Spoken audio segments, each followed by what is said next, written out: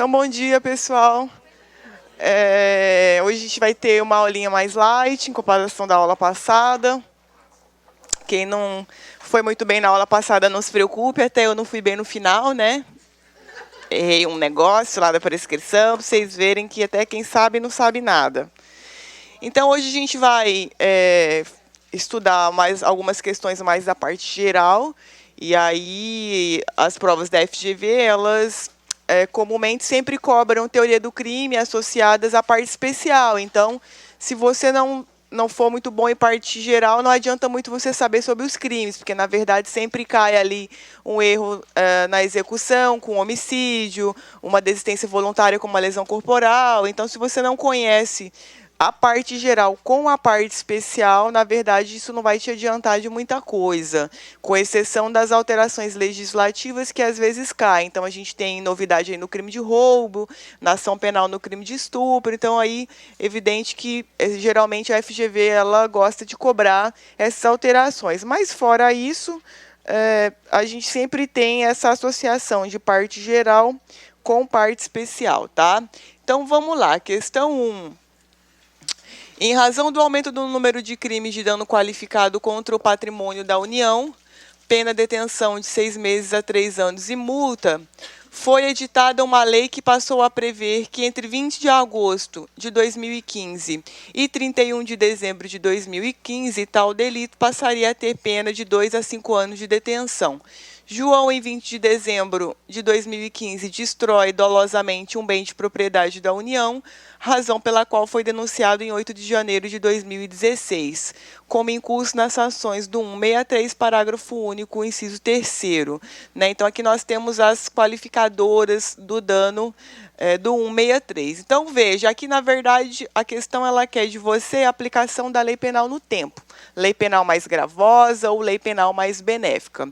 Então, sempre datas, né? Então, a gente tem dano. Aqui a questão, ela fez questão de trazer que era um dano doloso, justamente porque nós não temos modalidade culposa para o crime de dano. Então, só para a gente relembrar, crimes sobre a forma culposa, a gente tem um requisito que se chama tipicidade culposa. Então, eu preciso ter, ao longo dos parágrafos desse tipo penal, a previsão da modalidade culposa. Se eu não tenho, ele não admite. Então, aqui a questão, quando ela quer trazer para essa peculiaridade do crime culposo, obrigatoriamente ela deve colocar. Se ela não coloca, é porque é doloso. E aqui a FGV ela deu um enfoque especial porque era justamente doloso, já que dano é um crime que não admite essa modalidade sob a forma culposa. Então, a gente tem lá o crime de dano do 163.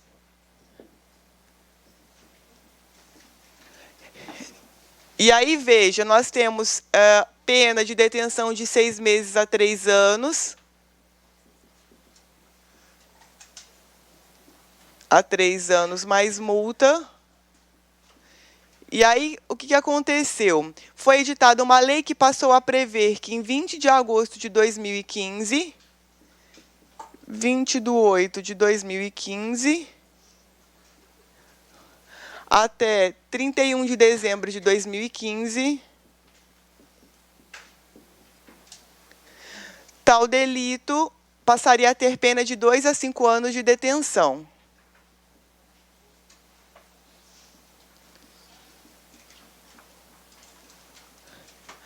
E aí, em 20 de dezembro, João, ele praticou um crime de dano. E aí a gente teve denúncia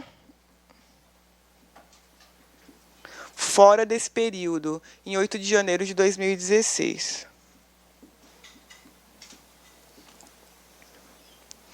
Então, olha só, vamos lá ver o que a questão quer da gente. Considerando a hipótese narrada, no momento do julgamento, deverá ser considerada, em caso de condenação, a pena de. Então, veja, o que nós temos aqui? Nós temos uma pena de detenção de 6 meses a 3 anos mais multa, e dentro desse período, de 2 anos a 5 anos mais multa. Então, aqui nós temos uma lei ultraativa. Então, nós temos, em regra, a retroatividade da lei mais benéfica,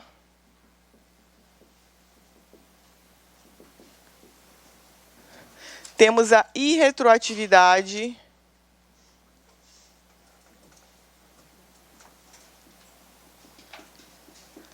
da lei mais gravosa, que não é o caso da nossa questão. Então, o que acontece?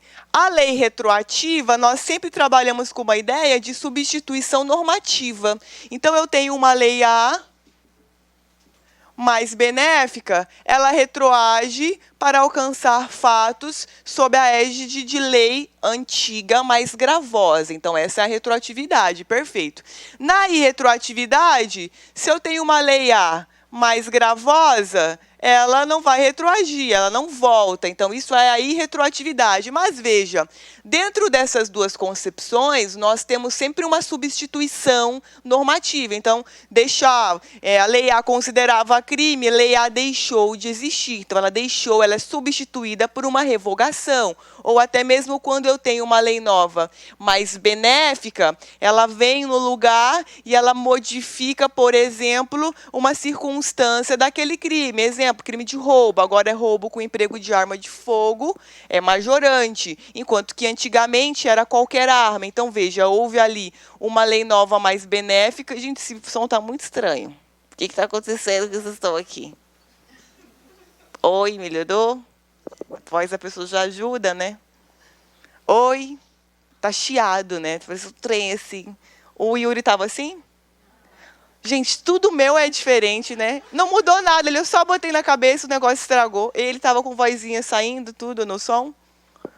Ai, gente, olha. Espera, eu explico. Vamos mais, não vai dar para continuar, vai ficar chato, né? Eles vão ficar com raiva de mim. A professora é péssima, que o som estragou. Claudinei, ele não vai vir. Deixa eu chamar ali no WhatsApp. Oh, meu Deus, tudo meu é diferenciado. Que coisa. Oh, meu Deus, inferno. Peraí.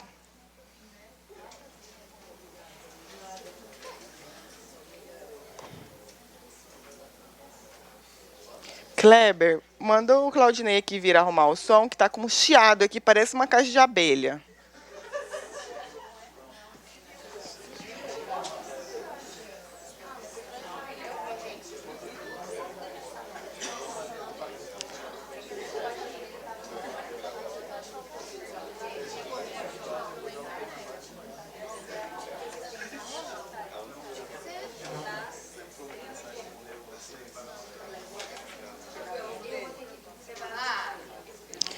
Diz que vão vir arrumar aqui. Se eu não estraguei nada, não toquei em nada, estragou.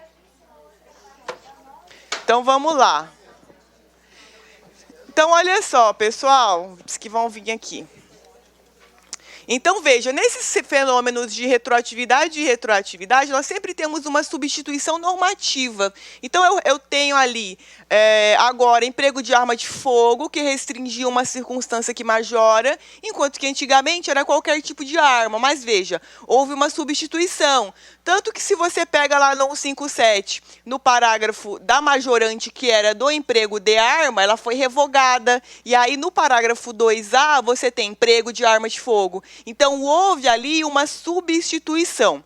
Agora, quando eu trato de lapso temporal pré-determinado, nós estamos no fenômeno que é da ultraatividade. A lei ela é ultrativa, que é a lei excepcional ou temporária.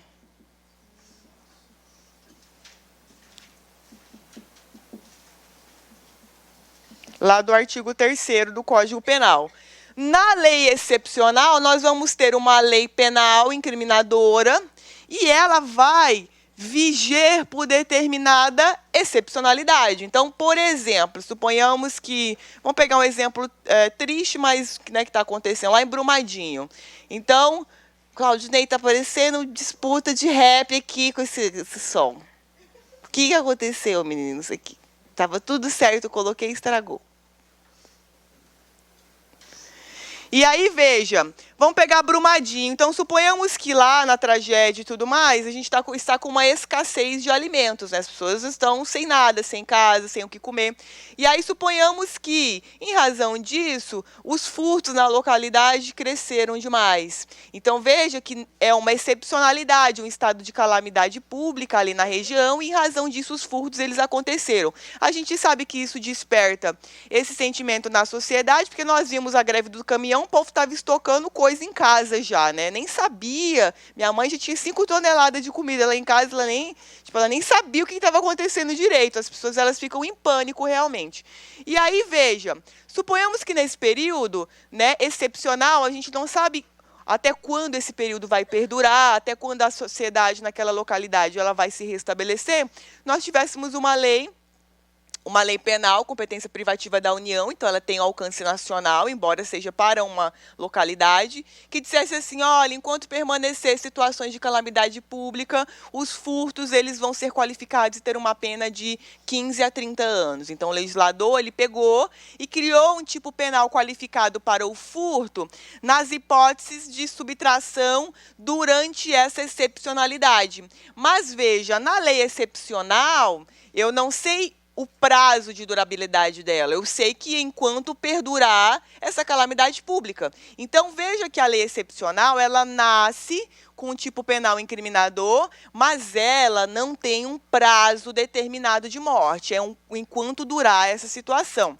Por outro lado, a lei temporária, ela nasce já com o prazo de vigência determinado. Exemplo, lei da Copa. Então, ela foi uma lei que foi editada e promulgada, e aí ela já tinha o período de validade dela, por um ano ali durante as contratações, os negócios da Copa.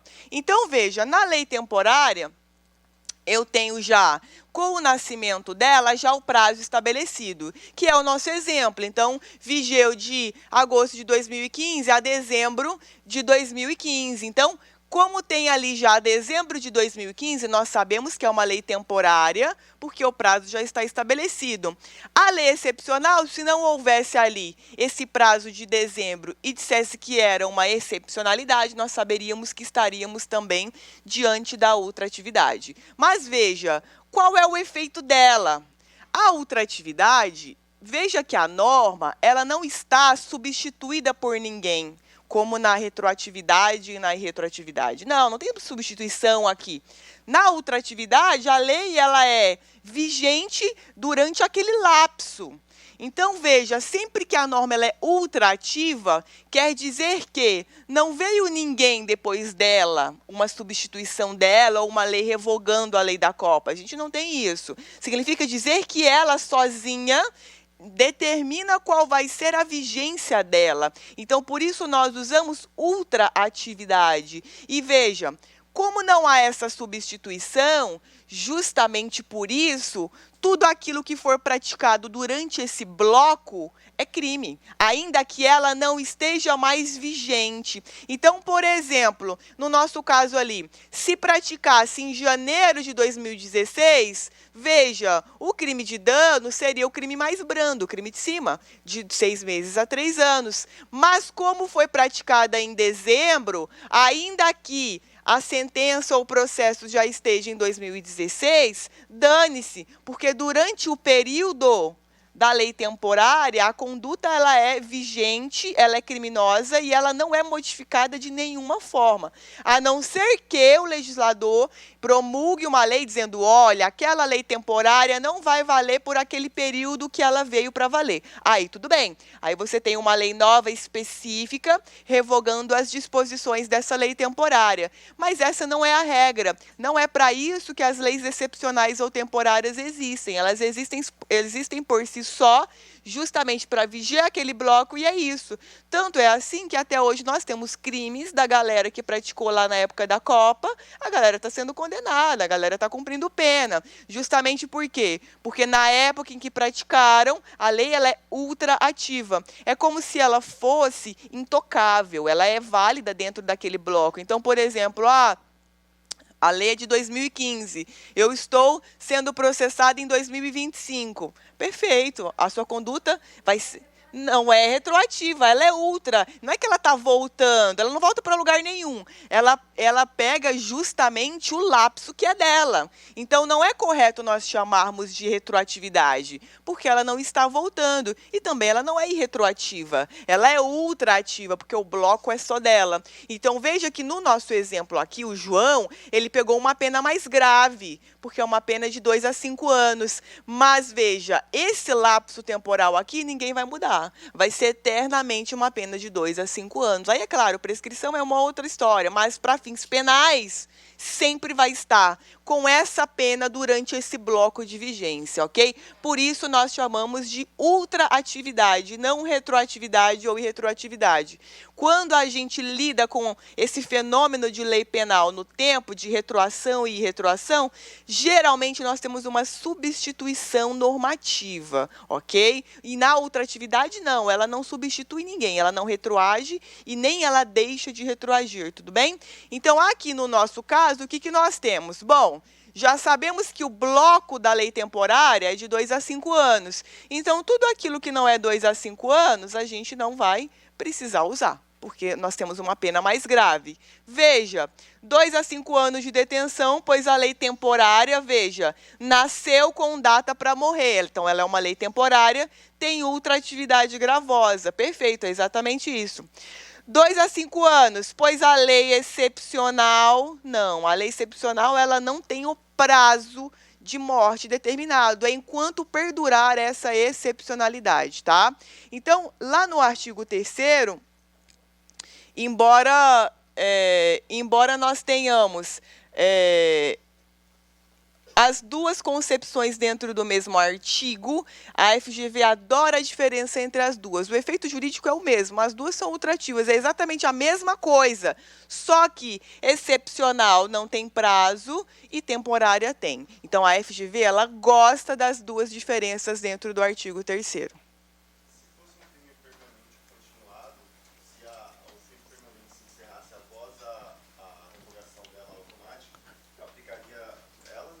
Aplicaria a lei mais branda, tá? Então, olha lá, o crime permanente é aquele crime cuja consumação ela se prolonga no tempo.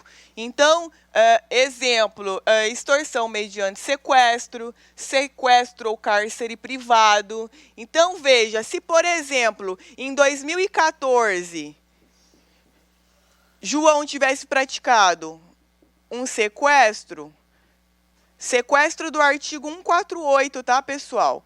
Esse sequestro ou cárcere privado, você priva a liberdade da pessoa e você simplesmente não quer nada em troca. Você prende a pessoa na sua casa. Ai, terminou comigo, você está presa. É isso. A pessoa fica lá, igual um caso da mulher lá que...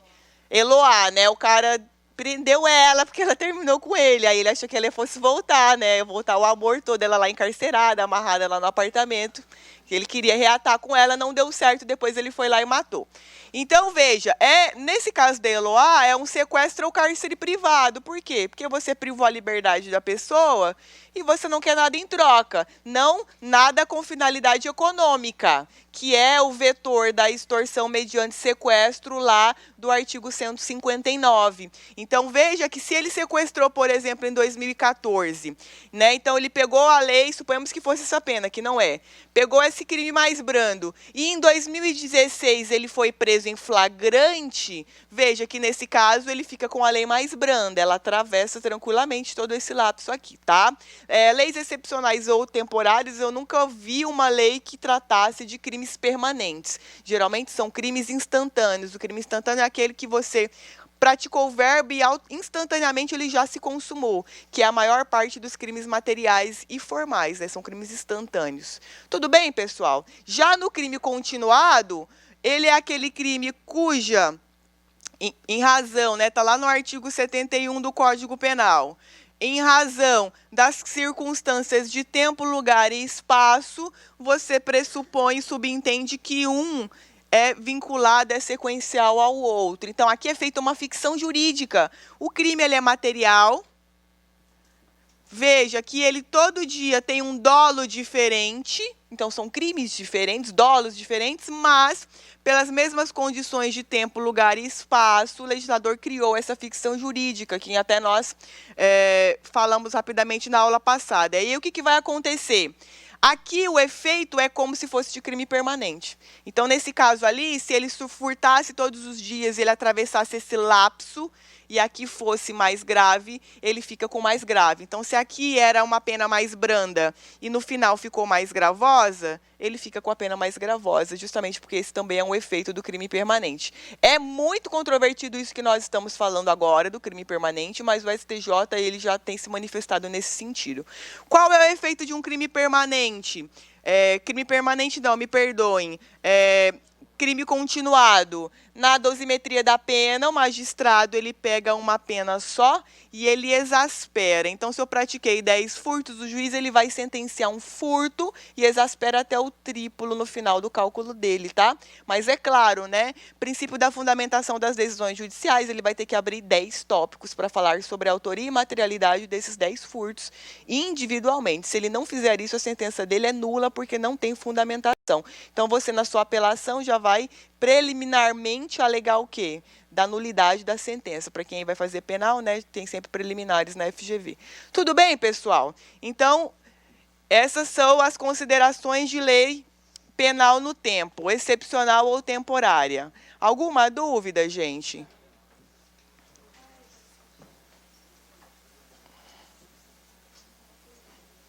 Professor, eu não entendi nada. Então, você vai decorar isso aí, sim, o artigo 3º. Agora, eu estou olhando aqui o slide, tem um slide de lesão corporal que não tem nada a ver com o que eu estou falando aqui. Não estou entendendo isso aqui. Está aqui, lesão corporal.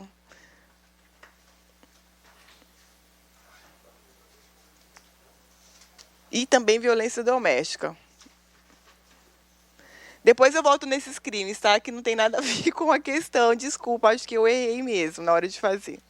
Mas eu volto neles depois, que a gente tem que ver eles.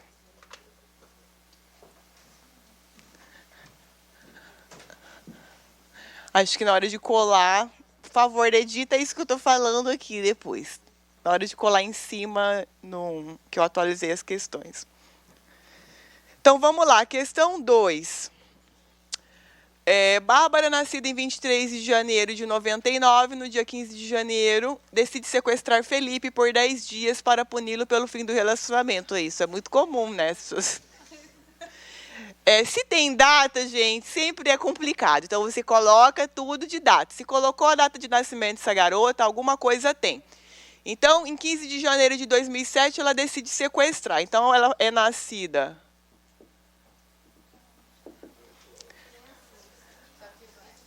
23/1/99.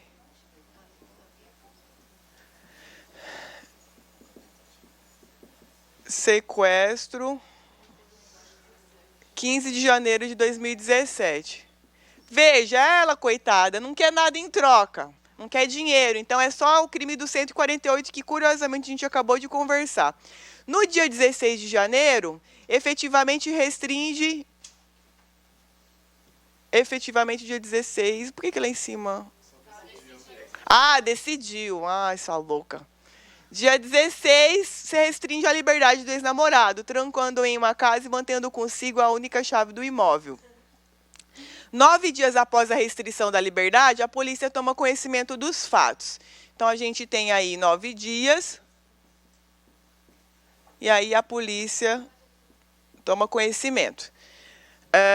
E consegue libertar Felipe, não tendo assim se realizado, em razão de circunstâncias alheias à vontade dela, a restrição da liberdade por 10 dias. Olha que ridícula essa questão aqui. Então, a questão no enunciado, ela trouxe 10 dias para vocês. E aí, veja, ela colocou 9 dias aqui para você achar que pudesse ser tentado. Veja, sequestro do 148, que é o sequestro ou cárcere privado, artigo 148 do Código Penal, o verbo é privar, gente. É isso. Então, no momento que ela privou, consumou o crime. Ele é um crime formal. Veja que, na verdade, crime formal não, me perdoe, ele é um crime material, porque o nosso verbo é privar. Lá não está assim, privar com a finalidade de. Se tivesse privar fulano com a finalidade de voltar no relacionamento, seria um crime formal. Porque nos crimes formais, a gente tem o verbo do tipo e, geralmente, ele vem associado a uma finalidade desse verbo. Então, por exemplo, crime de extorsão, do artigo 158. O verbo da extorsão é constranger com a finalidade de. Então, esse com a finalidade de é o reflexo do constrangimento, mas veja, no momento em que eu exerço a violência para constranger, a minha extorsão já está consumada. Já foi. Então, veja, nos crimes formais, eu tenho geralmente um verbo que é acompanhado de um reflexo, uma finalidade para a qual aquele verbo é praticado. E aí, veja, se porventura o agente pratica isso daqui, isso nós chamamos de mero exaurimento. Por que um mero exaurimento? Porque o legislador, no crime formal, ele dispensa a ocorrência desse reflexo para a consumação do crime. Então, por isso que nos crimes formais, nós chamamos crimes de resultado cortado ou crimes de consumação antecipada.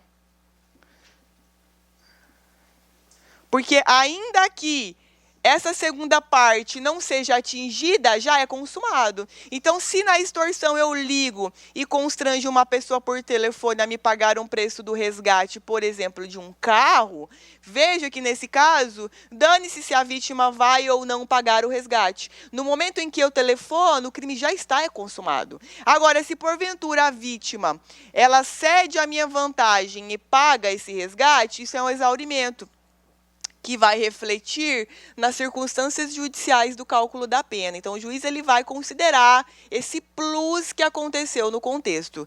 Por outro lado, o crime material, não.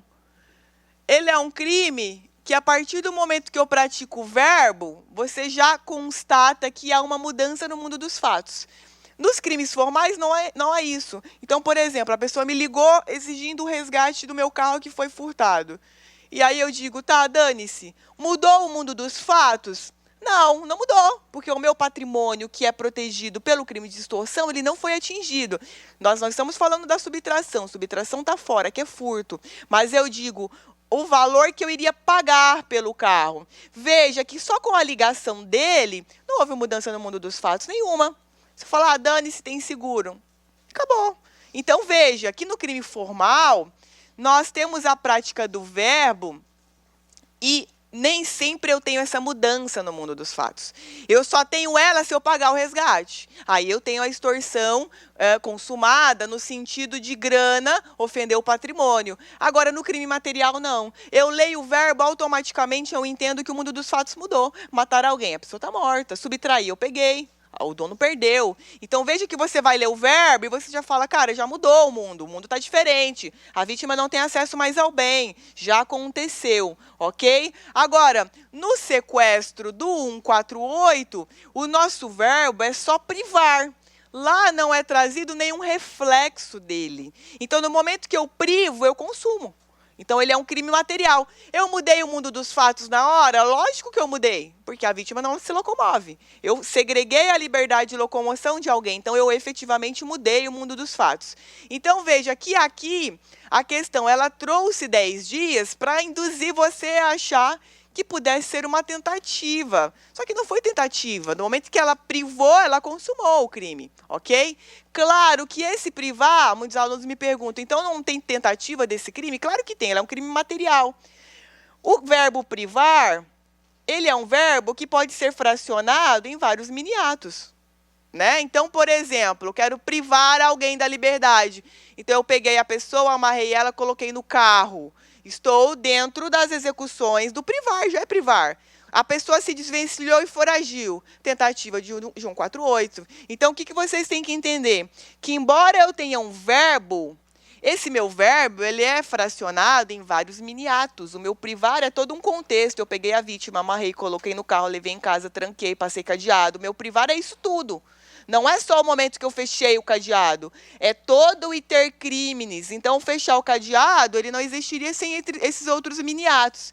Então, se porventura eu tenho uma interrupção aqui dentro, por mais estranho que pareça, eu tenho tentativa do 148. Então, se nesse caso ela não tivesse conseguido trancá-lo no quarto e ele tivesse conseguido fugir, seria tentativa do 148, tranquilamente, tá? Então, o que você tem que pensar com relação à tentativa? É você enxergar o verbo do tipo e tentar fracionar ele em vários mini-atos, em várias partes. E aí, se você consegue vivenciar essa interrupção, você consegue ver que cabe tentativa, sem ter que precisar decorar.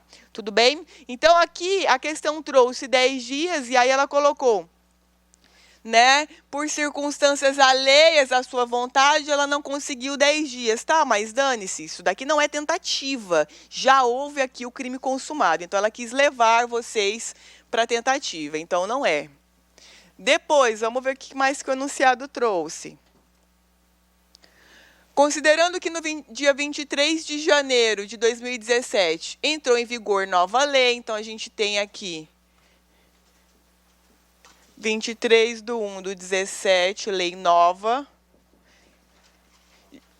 Não é vergonha fazer isso aqui na sua prova, tá, gente? Para você não errar. Alterando a sanção penal prevista para o delito de sequestro simples, passando a pena a ser de 1 a 5 anos de reclusão. Então, vamos lá. 1 a 5 anos de reclusão. E não mais de 1 a 3 anos. Então, vamos ver aqui, 1 a 3 anos. Então, veja que no final eu tenho uma lei mais gravosa. Na forma da legislação mais recente, ou seja, aplicando-se em caso de condenação, pena de 1 a 5 anos de reclusão. Dentro desse contexto, o que nós temos aqui? Então, vamos lá. Ela fez aniversário, ela nasceu em 99. Então, nessa data aqui, ela tinha quantos anos? 17. Quando ela foi presa? 18, então tá valendo, é um crime permanente, então tá valendo, mas a questão ela nem quer nada disso, mas a gente já vai aproveitar e ver a matéria. Então, veja, ela era maior de idade, perfeito. Vai atingir a lei mais grave? Vai atingir a lei mais grave, é um crime permanente, então ela vai pegar a pena de 1 a 5 anos. Então, vamos lá, vamos de baixo para cima. Nesses casos, o reconhecimento do crime em sua modalidade tentada. Não, não é modalidade tentada. O reconhecimento da inimputabilidade da acusada. Não, né? Inimputabilidade está dentro de culpabilidade. Ok? E aí nós temos a inimputabilidade por questões etárias, que é a idade, não é o nosso caso. B, a aplicação da lei anterior mais benéfica, ou seja, a pena entre o patamar de 1 a 3 anos, também não. Sobrou a aplicação do Instituto da Suspensão Condicional do Processo, tá? Olha, suspensão condicional do processo, ela está onde? Na Lei 9.099/95. De novo essa lei, gente, isso aqui sempre cai, isso aí você esquece. Nos crimes, veja, olha o nome, suspensão condicional do processo. Então, eu ainda não tenho uma persecução penal estabelecida. Não tenho. Então, veja que o promotor ele vai constatar a pena mínima que não excede a 1 ano. Então, se eu tenho até 1 ano de pena mínima, é suspensão condicional do processo. Então, por exemplo, você pega lá os caras que são estelionatários, o cara deu um calote de 1 milhão. Ele está solto. Suspensão condicional do processo para ele. A pena mínima é 1 ano. Então, veja, o promotor ele vai formular a denúncia, já deixa pronta, e ele vai colocar na cota ministerial a proposta de suspensão condicional do processo. Veja, o juiz ele ainda nem recebeu a denúncia. E aí ele oferece essa denúncia. E aí o que vai acontecer? Se for o caso de suspensão, o juiz ele vai designar uma audiência e vai propor a suspensão. Temos um período de prova de 2 a 4 anos. Se ele se comportar, a punibilidade dele é extinta. Não vamos ter nenhum reflexo por esse crime. Reincidência, maus antecedentes, nada, nada, nada, nada. Por quê? Porque nós não temos nem condenação. Agora, lá no Código Penal, a gente tem suspensão condicional da pena. Pena, eu preciso ter uma pena. Então, eu tenho uma sentença penal condenatória prolatada. Aí, a gente aplica a suspensão condicional da pena. Quando não é o caso de substituição da pena, nós temos os requisitos que a gente vai ver depois. Mas, por hora, suspensão condicional do processo. Então, ainda que você não soubesse nada desse crime, nada, mas soubesse que isso daqui é do GCRIM, você já conseguiria marcar a questão. Tá? Então, veja que a lei do GCRIM ela é muito importante. A FGV gosta muito dessa lei. Tudo bem, gente? Alguma dúvida? A lei, tipo assim, a questão você estuda um monte de coisa e no final é coisa ridícula, né? A questão da suspensão condicional do processo. Nem precisava fazer toda essa farofa aqui.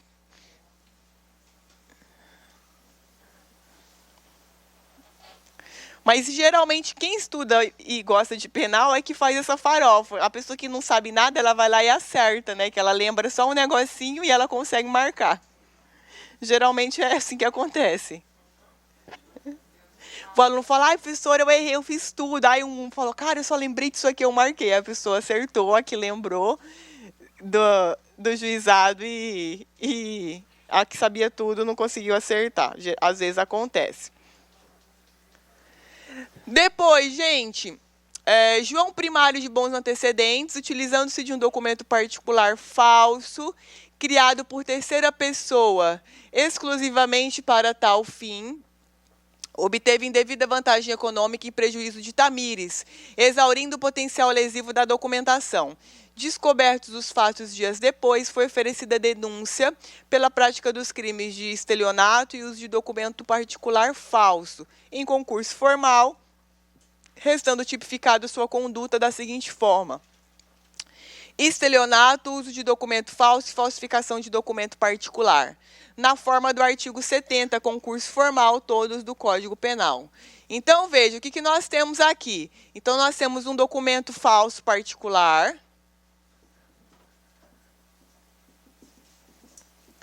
Documento falso particular. O que mais que a gente tem ali que aconteceu? Eu estou igual com uma memória de peixe. Tudo, eu acabei de falar um negócio, estou esquecendo os trem tudo. Uso de documento falso. O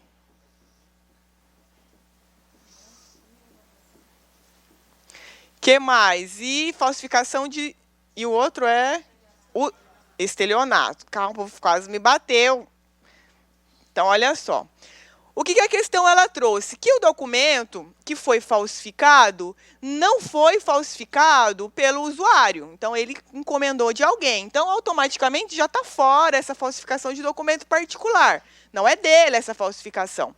E aí, veja, o que acontece? A questão trouxe também que esse documento que foi falsificado, ele foi utilizado exclusivamente para o estelionato. Então, a questão ela deixa claro que o fim para o qual essa falsificação ocorreu foi para o estelionato. E, da mesma forma, o uso desse documento, ele foi, né, usado para dar o golpe do estelionato. Então, eu tenho dois crimes de falsificação e de uso que foram utilizados para a aplicação do golpe do artigo 171. Então, como que funciona? O STJ e o STF, eles trabalham da seguinte forma.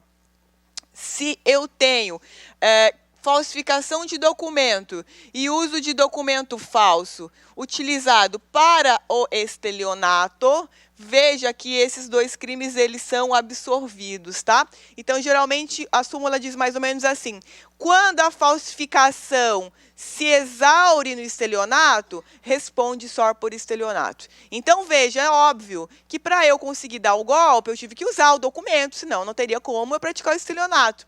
Da mesma forma, o documento teria que ser falsificado para eu conseguir induzir a vítima em erro. Então, veja, o crime de estelionato, ele é um crime que, quanto mais bem elaborado, mais documentos falsos ele tem. Por quê? Porque dá uma segurança, né? A gente gosta de documento. Então, você vai lá na Pedra comprar carro. Pô, lá tá tudo errado, alguma coisa não funciona ali, ali é máfia, é perigoso ali. E aí você vai lá comprar um carro, o cara te dá um papel, você fica, não, eu tenho um papel. Agora tá certo, isso aqui tá certo. A pessoa gosta de documento, a pessoa, né? E aí, veja, nesse caso, ela é induzida a erro com uma facilidade muito maior, porque se o estelionatário ele se utiliza só de verbalização ou gesticulação, isso não é mais suficiente hoje. Geralmente você tem documentos, você tem uma plausibilidade. Então, por exemplo, o estelionatário ele trabalha com uma situação fática que ele cria e que é falsa para induzir a vítima em erro. Então, você cria uma situação de erro e você coloca a vítima dentro dela, e para isso documento falso, ou você recebe a vítima numa situação de erro e você mantém ela nesse erro. Tanto que o verbo do estelionato é induzir ou manter em erro, aí vem com a finalidade de obter vantagem. Veja, crime formal, né? Com a finalidade de obter vantagem. Então, se eu induzo vocês em erro e não obtenho a finalidade, ainda assim, meu estelionato ele está consumado. E ele é um crime formal, de resultado cortado, ok? Então, veja, lá no 171, você tem com a finalidade de. Então, daí você já vê que ali nós temos um crime formal, em que o reflexo da conduta ele é dispensável para fins de consumação, ok? Então, por exemplo, suponhamos que eu cheguei aqui e falei, pessoal, vocês estão tendo aula com o Marciano aqui? Aí vocês vão falar, então, ele é tão legal, tão bonito, né? As alunas, ele é lindo, ele é um gato, professora. Aí eu falo, pois é, não tem ele. Eu queria falar, não tem ele, tá com o cabelo grande, né? Meio estranho, assim. Tá vindo com os sapatos fechados, meio um saltinho 3/4. Eu falo, pessoal, é o seguinte, nós estamos fazendo uma vaquinha para ele. E que nós vamos mandar ele para Tailândia. E aí ele vai lá fazer, vai se realizar, ele vai mudar. Vocês vão. É uma coisa muito legal, mas eu não posso contar o que é agora. Não posso, mas assim, vai ser a realização dele. Você não vai reconhecer ele quando ele voltar, ele vai vir outra pessoa. E aí, o que eu faço? Ponho lá, mostro a passagem, falo, a gente está querendo comprar, tem a clínica tal aqui, bem bacana lá, ele vai voltar turbinado e tal. Aí vocês falam, coitado do professor, vamos ajudar ele. Aí vamos fazer uma vaquinha, cada um dá um dinheirinho, tal, para ajudar ele. E aí, veja, depois eu venho aqui e falo, gente, deu certo. Aí eu tiro a foto, né? A mesma cara. É igual, né? A cirurgia não fez milagre, ele não tinha como, né? Só cortar a cabeça dele. Aquilo ali. Embaixo mudou, mas em cima tá a mesma cabeça. É isso, gente. Cirurgia não vai mudar a cabeça da pessoa. Falei, gente, aí eu tirei uma foto dele lá na Tailândia, de sunga, de maiô, quer dizer, já mudou, de maiô. Fala, aqui é ele, gente. Deu tudo certo. Aí vocês, eu fiz a minha parte, tal. Mas, na verdade, eu só tirei uma foto dele normal. Quando ele vai pra Europa, ele fica louco. Aliás, acho que ninguém sabe, ele se revela lá. Vai de maiô, faz as coisas dele. Normal, ele não operou, não fez nada, mas aí eu trouxe uma fotografia, trouxe as passagens, falou, deu certo. Então você pegou, deu uma grana para mim, eu embolsei e você, fiz minha parte, né? Ele tá lá feliz agora, vivendo do jeito dele. Aquelas rifas que a gente paga, né? A gente nunca vê nada. Teve o sorteio, aí você fala, meu Deus, quem ganhou, né? Fulano de tal, que mora lá no Pissarrão, lá em Poconés. Você fala, cara, que estranho, né? Aí tira uma foto, uma pessoa longe, que não dá para ver a cara da pessoa, né? Aí você fala, lá. Então, veja, o estelionatário, ele trabalha assim. Então, eu com essa narrativa trouxe para vocês uma situação de erro. E aí eu coloquei vocês dentro dela e eu obtive uma vantagem econômica, porque no estelionato a vítima ela entrega. Então o nosso verbo do estelionato é obter. Então se eu obtenho é porque alguém me entregou, eu não pego. Se eu pego, eu já estou no mundo da subtração. E aí nós vamos discutir a questão do roubo, do furto, por exemplo, mediante fraude. Mas se é alguém que me entrega essa vantagem, isso é um crime de estelionato. Então, veja, se eu tenho falsificação de documento público particular ou uso de documento falso, Atrelado ao estelionato, o estelionato ele vai absorver tudo, ok? Para quem tem dificuldade de entender isso, basta pensar na hipótese, por exemplo, da pessoa que mata uma vítima com um disparo de arma de fogo. Então, ela não responde pelo porte ilegal de arma de fogo, ela não responde pelo disparo de arma de fogo, que é um crime do artigo 15, mas ela responde pelo homicídio. Então, o homicídio ele vai absorver o porte e ele vai absorver também o disparo de arma de fogo, justamente por força desse princípio aqui, que é o princípio da consunção, tá? Então, veja que o nosso caso, a gente vai aplicar esse princípio. Princípio da subsidiariedade significa dizer que o tipo penal, ele diz assim, olha, é crime de favorecimento real, da aula passada, quando não for nenhum outro crime. Então, aí você vai lá e capitula como sendo favorecimento real, ok? Então, veja que o tipo penal, quando ele quer tratar da subsidiariedade, o próprio tipo penal incriminador, ele diz assim, olha, quando não for algo mais grave, aplica esse crime aqui. Então, no caso do favorecimento real, se caracterizou a receptação, responde pela receptação. Se não der receptação, aí você coloca a pessoa no favorecimento real. Então, a subsidiariedade aqui, ela fica mais expressa nessas variáveis. Tudo bem, pessoal? Oi. Então, o 298 vai ser. Não vai ser anulado pelo 298, apesar de ser. Não, o 298, o falsificador, ele tem o crime dele, que a gente não sabe quem é, a questão não trouxe. Mas veja que na questão ele também estava no 298, só que não foi ele quem falsificou. O verbo do tipo do 298 é falsificar. E ele não praticou esse verbo. Então, primeiro que a gente excluiria já esse com relação a ele, embora ele pudesse, por exemplo, ser até um coautor no sentido de estar lá no dia da falsificação, junto com o cara que falsificou, mas veja, como ele usou no estelionato, ficou absorvido para ele. Mas o terceiro falsificador, ele tem um crime dele. A falsificação para ele permanece, ok? Mas para o usuário do documento, não. Às vezes, a questão de prova diz que o próprio usuário também falsificou, que também se parece muito com isso daqui. Absorve. Qualquer crime de estelionato que cair envolvendo falsificação e uso de documento, sempre vai ser absorvido pelo estelionato, tá? Que está aqui no 171. Então, a gente tem aqui a falsificação de documento particular, que é o 298. Veja, nosso verbo aqui é falsificar. Então, esse terceiro, no momento que ele falsificou, ele já está na consumação do crime de falsificação. E aqui no uso de documento falso, fazer uso de qualquer dos papéis falsificados. Então, aqui nós temos falsificação de documento público, de documento particular, CTPS e assim sucessivamente. Isso aqui, sempre, na maioria dos casos, é absorvido também pela falsificação, ou pelo estelionato, me perdoem. Tudo bem? Agora, esse verbo aqui, ele é uso. Então, eu tenho que usar. Então, por exemplo, eu tenho uma CNH falsa minha. Estou na barreira. A polícia chegou. Fiquei com medo, não entreguei a CNH. O cara pegou a minha CNH lá embaixo. Eu estou no uso? Não. Eu não apresentei para o policial, então eu não usei esse documento. Agora, é óbvio que vai ser instaurado um inquérito para apurar em tese a prática do crime de falsificação de documento público, porque CNH é emitida por um órgão público, da minha pessoa. Eu vou ser investigada no 299, no 297. Mas o uso eu estou fora, porque eu não usei, ficou lá no carro. Não, não configura. Então, eu posso andar com documentos por aí? Pode, falso. Você não pode apresentar. Se apresentar, você está no uso, tá? Então, acho que até a FGV já cobrou uma questão que foi assim, o cara estava no carro com o documento lá no banco.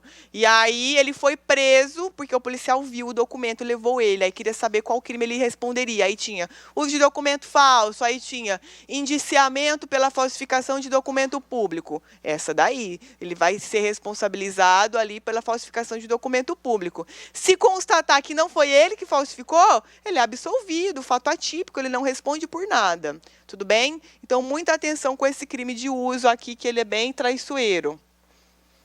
Tem que apresentar ele para a pessoa. Depois, gente, questão 4. Decidido a praticar crime de furto na residência de um vizinho, João procura o chaveiro Pablo e informa do seu desejo, pedindo que fizesse uma chave que possibilitasse o ingresso na residência. No dia do fato, considerando que a porta já estava aberta, então, ou seja, ele fez a chave para porra nenhuma, né? Considerando que a porta estava aberta, João ingressa na residência sem utilizar a chave e subtraiu a televisão. Chegando em casa, narra o fato para a esposa, que convence de devolver o aparelho. Olha, pobre não dá, né? No dia seguinte, João atende à sugestão da esposa, pobre no caso aí eu amanhã, né? Professora, tenta pegar a televisão e devolve. No dia seguinte, João atende à sugestão da esposa e devolve o bem para a vítima, narrando todo o ocorrido ao lesado, que por sua vez comparece à delegacia e registra a notícia de fato, né? Então, o boletim de ocorrência é uma espécie de notícia de fato, em que você leva ao conhecimento da autoridade policial a ocorrência em tese de uma infração penal. Maravilha. Então, veja, o furto, ele é um crime em que nós temos a consumação a partir do momento da inversão da posse. Então, o momento consumativo do furto é no momento da inversão da posse. Ainda que por poucos instantes.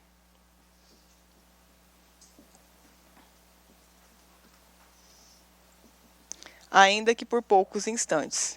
Chamada de teoria amótio. Para que serve isso aqui, gente? Para nada. Só para cair na prova. Chamada teoria amótio, tá? Então, veja, inverti a posse por poucos segundos, o meu furto está consumado. Então, peguei o celular dele, fiquei 5 segundos com o celular, fui surpreendida por alguém que me prendeu em flagrante. Veja, o meu furto está consumado. Então, esse é um entendimento recente, que é objeto, inclusive, de súmula do STJ, tá? Então, nem preciso dizer que isso aqui cai bastante em prova. Então, para fins penais, o furto já está consumado. Então, dane-se que ele quer devolver a TV. Já está consumado o crime de furto, tá? E aí, veja, o que nós temos aqui de interessante? Deixa eu só ver se é...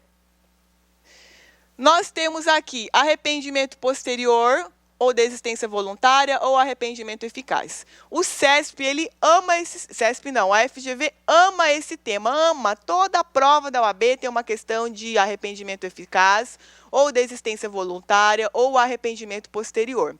Então, veja, o que vai acontecer aqui? O chaveiro, ele falsificou o documento. Deixa eu tirar esse... É que eu li documento ali. Eu falei, tem que apagar aqui, aí falei documento. O chaveiro, ele está fora. Por quê? Porque a chave não foi empregada.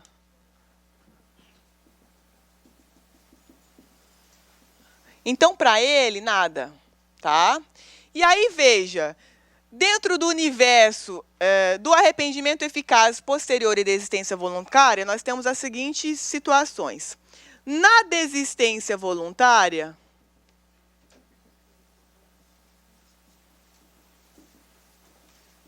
nós temos aqui o iter criminis. E aí, veja, dentro desse iter criminis, o agente, ele voluntariamente interrompe, tá? Veja, vamos pegar um verbo aqui. Matar. Eu tenho vários mini-atos dentro do meu universo matar, concorda? Então, sei lá, dei 3 facadas, poderia dar mais 10. Dei 3 facadas no braço, poderia dar mais 10. Veja, eu voluntariamente, eu vou interromper. Então, eu vou desistir de algo que eu ainda tenho para praticar. Então, isso é desistência voluntária, ok? Qual é o efeito para mim que desisti, sendo que eu tinha mais atos de execução para praticar? Eu respondo pelos atos que até então eu pratiquei. É isso que vai acontecer. Então, por exemplo, claro, não é assim, professora, eu dei 2 facadas na cabeça, poderia dar mais. Pô, você matou na primeira, né? Se você é um psicopata, não. Tipo assim, dei 2 facadas no braço, poderia dar mais, desistir. Aí, tudo bem. Já vi aluno falar, eu dei 3 facadas no pescoço, eu desisti. Eu falei, óbvio, você ia decapitar a pessoa, você já está morta, né? Não. Esse sentido aqui de interrupção dos atos é aquela interrupção em que você vai constatar que haveria uma coerência na continuidade dos atos para você atingir o resultado que você queria, não algo que é já consumado. Então, explodiu uma granada na vítima, poderia explodir mais. Não tem como, isso daí não é uma desistência, você já exauriu ali no primeiro ato. Quando eu tenho a desistência, você vai ver, pô, tinha 20 tiros para dar, deu 2, deu 4. Ou a questão ela vai dizer, podendo prosseguir na execução, interrompeu. Então, você vai ver que a questão ela quer te levar para esse bloco aqui dos atos que ainda podiam ser praticados e que o agente ele não praticou. Então, o efeito disso é, responde pelos atos que até então praticou. No nosso caso das facadas, lesão corporal, provavelmente grave ou gravíssima, mas ele não responde por tentativa de homicídio. Porque a interrupção não foi alheia à vontade dele. A interrupção foi voluntária. Então, nós não vamos aplicar o artigo 14, inciso 2º lá do Código Penal, que é o artigo de ligação para a tentativa e o crime na sua forma consumada. A gente vai aplicar a forma dolosa para os atos até então praticados. Então, se sofreu uma lesão gravíssima, vai responder por lesão corporal gravíssima. E isso, gente, faz toda a diferença. Por quê? Porque é rito. Um é tribunal do júri, o outro é justiça comum, juízo criminal. Então, veja que faz toda a diferença você capitular como tentativa de homicídio ou você capitular como uma lesão corporal. Questão de procedimento, tudo bem? Agora, no arrependimento eficaz,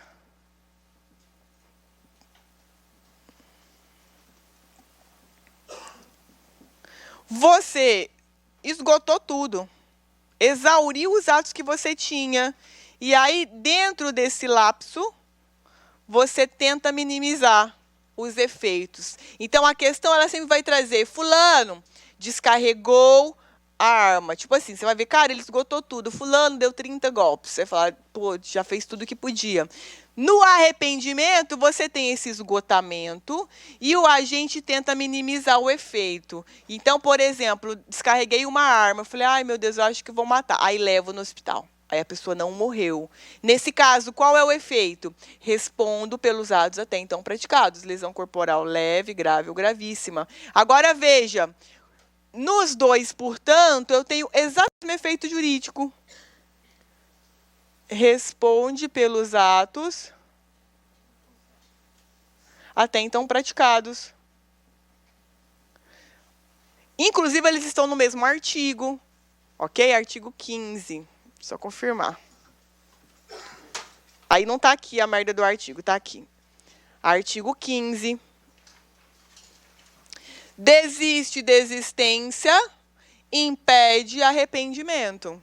Tá? Então, aqui eu tenho desistência voluntária.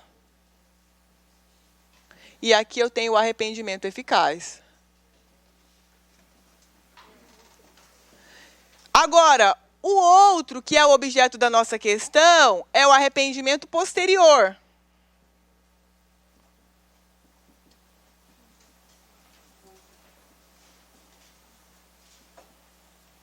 Que se é arrependimento, significa que também esgotou tudo. Tudo que é arrependimento já fez, a cagada está feita. Você está arrependido, já fez, acabou. Escolhi civil para a segunda fase. Arrepende, já foi, meu filho, não tenho o que fazer mais, é isso. Escolhi trabalho. É fácil, né, trabalho. Até eu vou dar aula de trabalho aqui depois. Então, veja, no arrependimento posterior, também você exaure as execuções, os atos executórios. Só que ele é aplicado para crimes sem violência ou sem grave ameaça. E veja, você tem que reparar o dano ou restituir a coisa até esse marco aqui, que é o recebimento, tá? A pena será reduzida de 1 a 2/3, que é muito mais benéfico do que responder pelos atos até então praticados. 2/3 é muita coisa, é muita coisa. Então, quais são os requisitos do arrependimento posterior? Crime sem violência ou grave ameaça. O marco é o recebimento. A FGV ama colocar oferecimento. Não são a mesma coisa, é recebimento da denúncia. E aí, veja, Ou, se você não repara o dano, você restitui a coisa. Então, nesse caso, também dá para aplicar o arrependimento posterior. Então, como que você vai diferenciar ele dos demais? Crime sem violência ou sem grave ameaça, restituída a coisa. No nosso exemplo, o que aconteceu? Ele foi devolver a TV. Então, restituiu a coisa, um crime não violento, já que foi um crime de furto. Então, para ele, a gente vai aplicar o arrependimento posterior, que é uma redução de 1/3 a 2/3. Para quem gosta de dosimetria de pena, né, 2/3 é muita coisa, é muito bom. Tipo assim, é quase a pessoa tá solta, tá feliz na rua, não vai acontecer nada com ela, tá? Então, aqui vamos voltar lá para a nossa assertiva. Considerando essas condições, nenhum deles responderá por crime, tendo em vista que houve arrependimento. Não, nada a ver, né? O cara da TV responde, o chaveiro é que está tranquilo. Ambos deverão responder pelo crime de furto. Não, o chaveiro está fora, então você já conseguia excluir essas duas fáceis. C, ambos deverão responder pelo crime. Também não, sobrou a D, que é só a pessoa. Ou seja, se você soubesse só sobre concurso de pessoas, você já responderia essa questão. Não precisaria saber nada disso que nós estamos conversando, tá? Então, João deverá responder por furto simples, com causa de diminuição do arrependimento posterior, enquanto Pablo não responde por nada, que a chave não foi utilizada. Tudo bem, pessoal? Alguma dúvida? Agora, na questão, ela disse até assim, né? Pablo sabia para que era a chave. Então, nesse caso, ele é coautor, né? Porque ele está junto ali no fracionamento dos atos. Então, ele está participando. Então, a questão ela deixou muito claro isso para você pensar que ele estava no crime, quando, na verdade, a chave não foi utilizada. Tudo bem, gente? Alguma dúvida? Esses artigos aqui, se você não sabe nada de penal, mas se você souber esse artigo, você consegue matar pelo menos uma questão. Sempre cai. Sempre tem.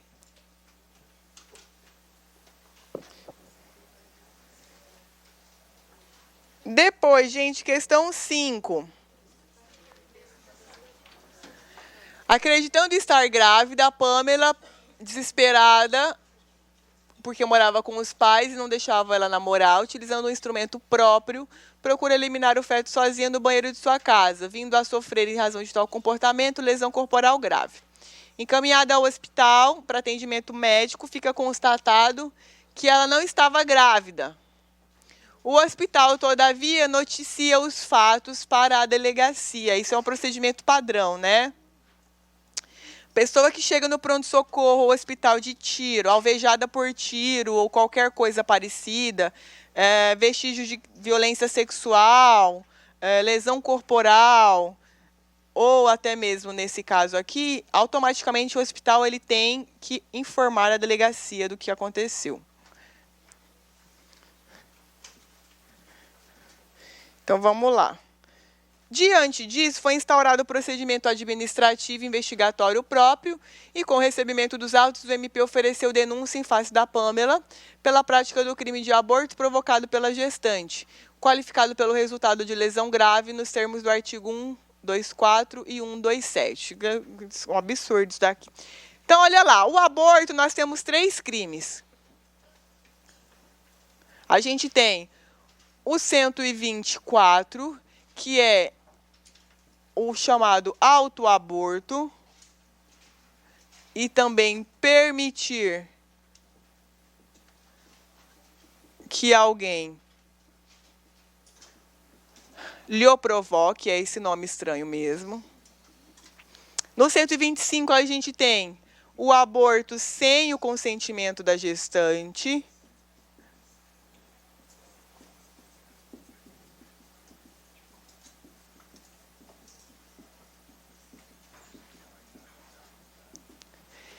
No 126, a gente tem praticar aborto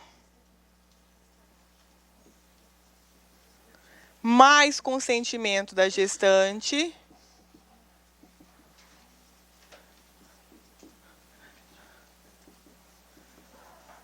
E aí, pessoal, no 127, nós temos aqui o que a doutrina chama de aborto qualificado, mas não é, mas vamos colocar aqui, que é de quando o aborto resulta lesão grave, ou morte. E aí, no 128, nós temos as espécies de aborto permitido. Aí o homem vai brigar que eu posso vir só até aqui. Aborto permitido, que são as hipóteses legais de abortamento. No nosso caso, o que nós temos? No 124, a gente tem um crime chamado de autoaborto, que é quando a gestante pratica nela mesma. Então, ela que é o caso hipotético aqui, ela tentou abortar nela mesma. E nós temos um outro crime, que é permitir que alguém lhe o provoque, ou seja, a gestante, quando aborta nela mesma, ela está no 124, e quando ela permite que alguém pratique nela, ela está no 124. Então, se eu vou na clínica abortiva e eu não realizo atos sobre mim, mas eu permito que alguém faça, eu estou no 124, ok? Esse crime aqui, ele é chamado crime de mão própria. Ou seja, é um crime que não admite coautoria. Eu não tenho coautoria aqui. Crimes de mão própria são crimes mais restritos que os crimes próprios. Dos crimes próprios, a gente sabe, por exemplo, nos crimes funcionais, que essa qualidade especial ela pode se comunicar eventualmente, né? Então, por exemplo, se eu pratico um peculato furto e eu não sou servidora pública, mas eu pratico em coautoria com o servidor público, eu estou no peculato furto. Há uma comunicabilidade dessa qualidade especial. Nos crimes de mão própria, não. Eu não tenho nenhuma comunicabilidade. Então, veja que é como se o verbo, pela sua essencialidade, você não consegue em nenhum momento fracionar. Porque, veja, gente, quando nós discutimos coautoria significa o quê? Fracionamento dos atos. Então, lembra que a gente viu no matar vários? Eu tenho coautor para quê? Para otimizar o meu crime. Se eu tiver que fazer tudo sozinho, eu não faço com o coautor, concordam? Eu tenho que fracionar, senão eu não vou otimizar a consumação dele, eu não preciso de coautor. Nos crimes próprios, como é o caso do peculato furto, a subtração está aqui, ó, vários mini-atos. Eu posso fracionar? Posso. Não muda. Há uma comunicabilidade. Agora, nos crimes de mão própria, essa comunicabilidade ela não existe, não tem. Porque, veja, o verbo é praticar em si mesma. Se alguém pratica em mim, não é praticar em si mesma, mudou. A outra parte do verbo é permitir que alguém o provoque.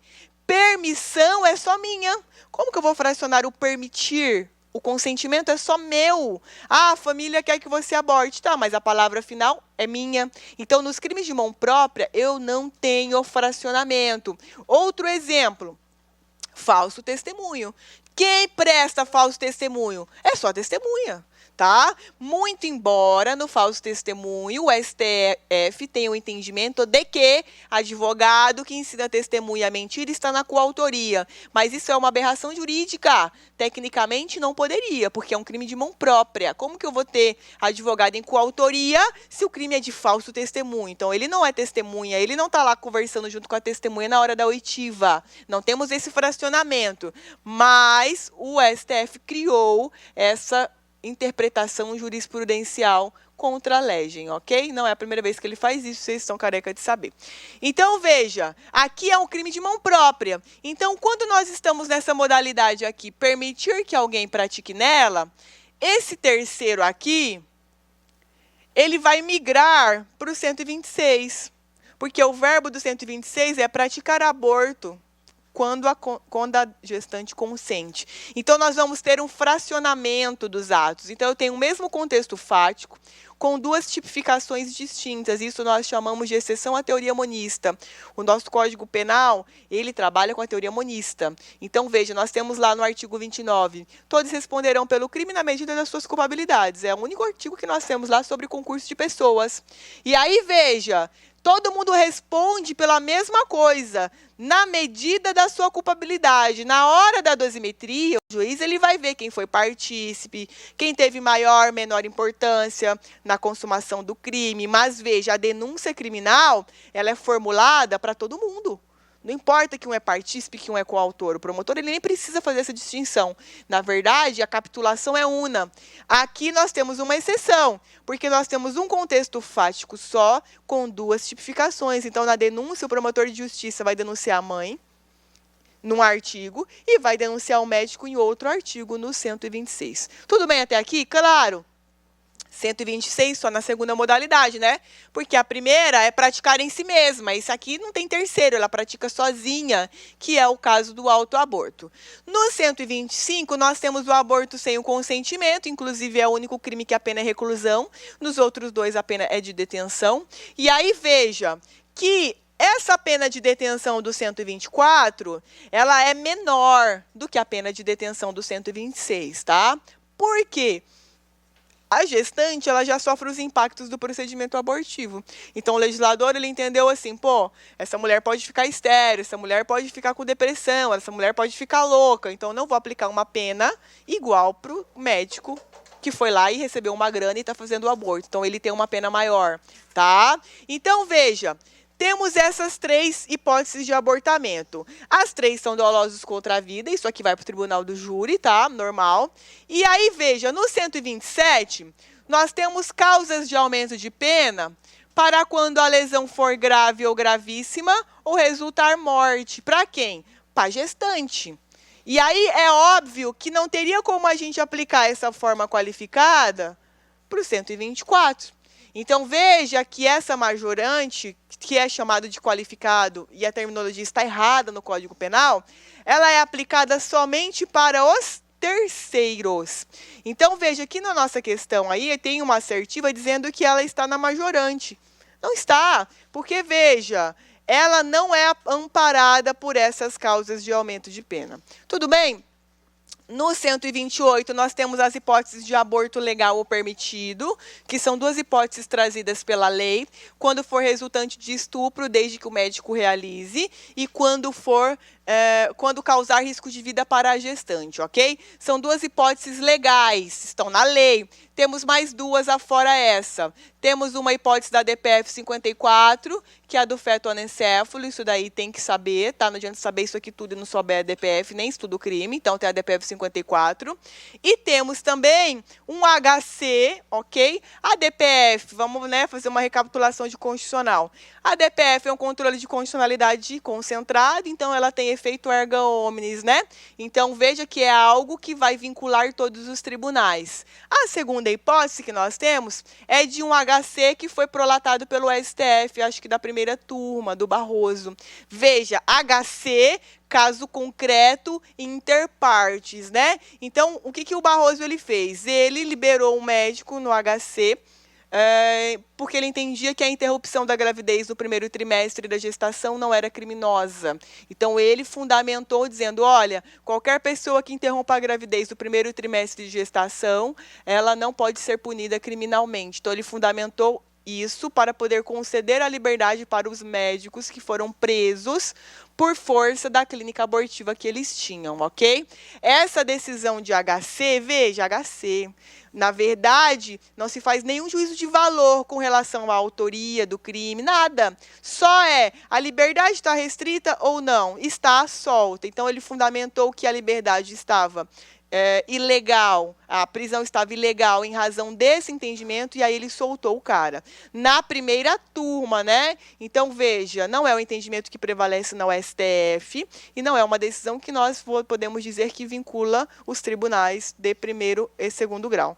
Tudo bem, pessoal, mas nós temos ela também. Então, fiquem atentos com ela. Então, nós teremos 4 hipóteses. E, para além delas, nós temos uma quinta, que é uma causa supralegal. Por que supralegal? Porque não está na lei. Tudo que é supralegal é porque não está na lei, ok? Que é quando a gestante é vítima de estupro e ela mesma faz o aborto nela, ok? Então, dizem que é a doutrina que é uma causa supralegal para aquelas pessoas, mulheres carentes, que elas mesmas fazem abortamento, né? Não tem como a mulher ir lá no hospital, nem tem hospital onde ela mora, aí ela vai e realiza o procedimento dela mesma, ok? Então, também é entendido. Então, nós teríamos 5 hipóteses, 2 legais e 3 supralegais. 2 por força de jurisprudência, uma vinculante e uma não vinculante, e a terceira por força, né, de jurisprudência e doutrina. Tudo bem, pessoal? Isso é uma recapitulação rápida dos crimes de aborto.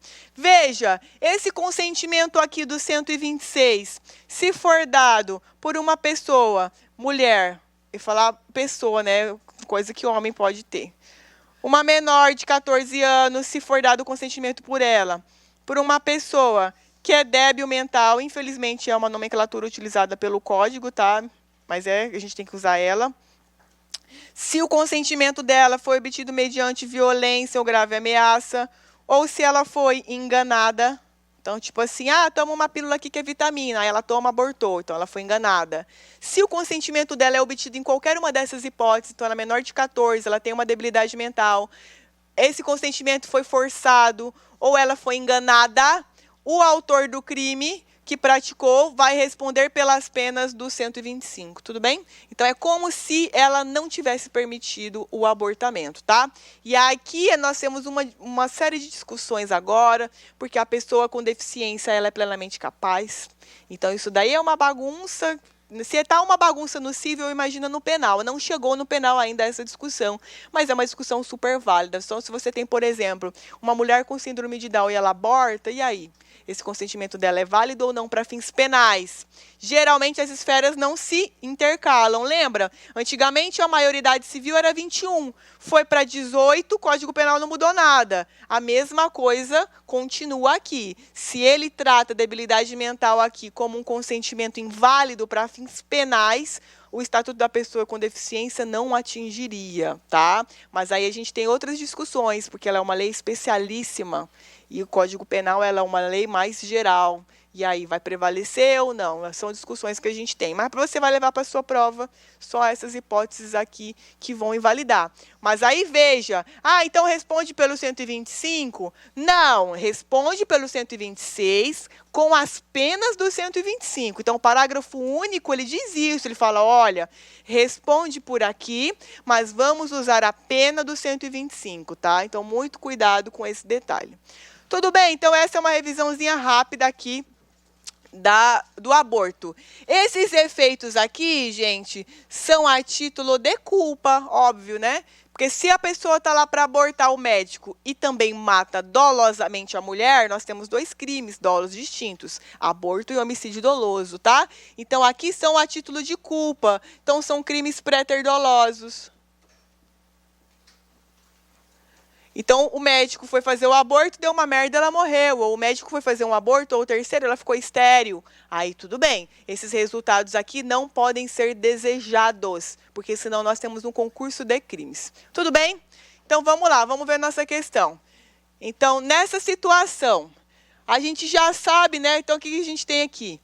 Crime de aborto provocado pela gestante, qualificado pelo resultado de lesão corporal. Tudo errado, né? Não tem, ela não responde por essa qualificadora nem nada. Então, vamos ver lá o que vai acontecer. Vamos de baixo para cima. O reconhecimento da tentativa do crime de aborto. Não, né? Qualificado pelo resultado, nada a ver. A desclassificação para o crime de lesão corporal grave. Então, ela responde por uma lesão que ela praticou nela mesma. Não, não existe isso. O afastamento da qualificadora, tendo em vista que esta somente pode ser aplicada aos crimes de aborto provocado por terceiro, com ou sem consentimento da gestante, mas não para o delito de autoaborto. Todo o enunciado está perfeito, mas não é o caso da nossa questão, tá? É crime atípico porque é um crime impossível. Né? Ela não estava grávida, então não tem como ela praticar. E ela não responde por lesão corporal. Por quê? Porque nós temos um princípio em direito penal, que é o princípio da alteridade. Então, eu só respondo por condutas que extrapolam a minha esfera individual. Então, se eu me lesionei, eu não vou ser penalizada criminalmente por isso. Tá? Então, aqui é a letra A, a tipicidade da sua conduta.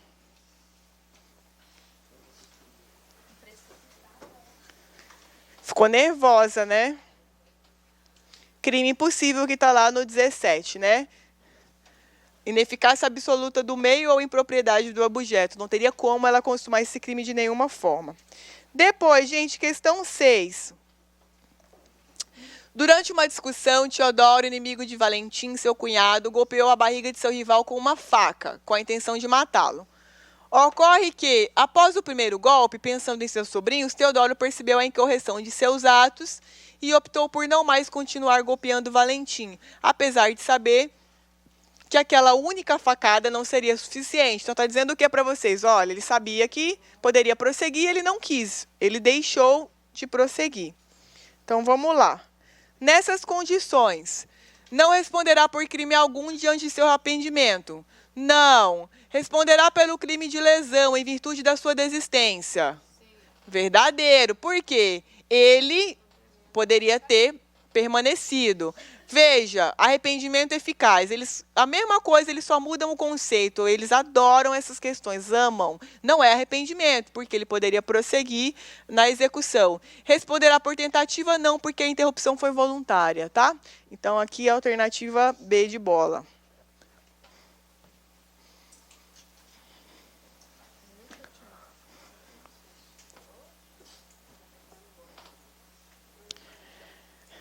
Depois de, aproveitando-se da ausência do morador, Francisco subtraiu de um sítio diversas ferramentas, conduta não assistida por quem quer que seja. Então, fez sozinho e ninguém viu.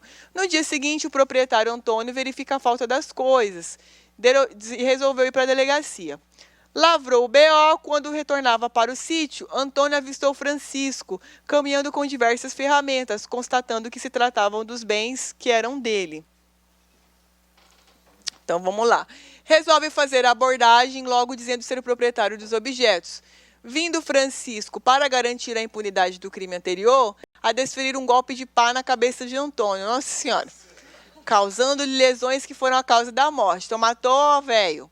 Apesar de tentar fugir em seguida, Francisco foi preso por policiais que passavam pelo local, sendo as coisas recuperadas, ficando constatado o falecimento.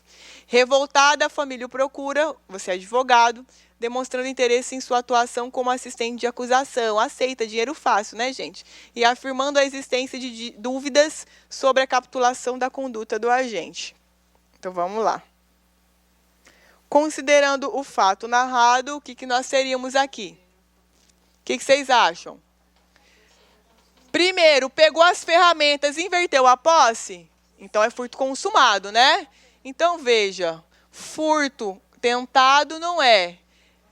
Latrocínio, a morte foi no contexto do furto? Não, não foi no contexto do furto. Então, não é latrocínio. Sobrou furto consumado e homicídio qualificado. Inclusive, a qualificadora aqui é o quê? Inciso 5 do parágrafo 2º, para assegurar a ocultação, vantagem ou impunidade de outro crime. Tudo bem? Então, aqui, letra D. Super fácil essa, né? Ridículo. Ah, professora, eu não entendi. Mas você é bom na outra matéria, né? Né? Né? Você vai passar. Aqui eu trouxe os furtos. Que horas são, gente? O povo tá embora? Ah, estamos bem ainda. O povo está aqui me acelerando, arrumando as trouxas, indo embora. Então, olha só. No furto, nós temos aqui, para a gente recapitular sobre ele, parágrafo 1º, que é o furto no repouso noturno, tá? Repouso noturno significa que o agente se aproveita de uma baixa circulação de pessoas ou coisas para subtração, então não está vinculado com a pessoa estar dormindo ou acordada, ou ser um imóvel residencial ou comercial, quer dizer simplesmente que é um momento mais propício, porque a polícia ela não está ostensiva no seu número total, né? São poucos policiais. Então, nós não temos um horário para repouso noturno, depende da localidade. Aqui a gente aplica costumes ao direito penal, que é muito raro. Na verdade, só temos essa hipótese aqui no Código Penal. E aí, veja, se eu, por exemplo, subtraio um trator 5 horas da manhã, é repouso noturno? Não, não é repouso noturno, tá? Porque esse horário as pessoas já estão na fazenda lá agilizando. Agora, subtrair um carro 5 horas na cidade, tem se considerado que é repouso noturno, tá? Então, por exemplo, subtrair um carro 3 horas da manhã na quadra perto da Praça Popular, repouso noturno? É repouso noturno. Pouco importa se é uma festa, importa se o policiamento, se depois que sair daquela quadra não vai ter circulação ostensiva, nós estamos no repouso noturno. Tudo bem? Então, ela é uma causa de aumento de pena. No parágrafo 2º, nós temos o furto privilegiado. Tudo o que é privilegiado significa que é um benefício no cálculo da dosimetria, no cálculo da pena, tá? Então, quais são os requisitos? Primariedade, pequeno valor a coisa, tá? Então, o que vai acontecer? A pessoa ela é processada e julgada normalmente, e aí, na hora da sentença, na terceira fase do juiz, ele vai aplicar esse indexador aqui, tá? Agora, veja, gente, isso aqui foi criado quando nós não tínhamos a incidência do princípio da insignificância do nosso ordenamento jurídico, tá? Então, o princípio da insignificância, ele é um princípio de origem alemã, do Klaus Roxin, que, na verdade, lá na Alemanha ele já está ultrapassado, então, tipo, né, ele já foi substituído por outros princípios lá. E aí, veja, o nosso princípio da insignificância hoje, ele meio que desconstituiu a razão de existir desse privilégio. Por quê? Porque ele é um princípio que, quando nós preenchemos os requisitos objetivos, lembra? Mínima ofensividade, ausência de periculosidade social da ação, inexpressividade da lesão jurídica, ok? E veja, esse princípio ele atinge o fato típico dentro da tipicidade material. Então, só para quem não está entendendo nada que eu estou falando, estou vendo na cara das pessoas.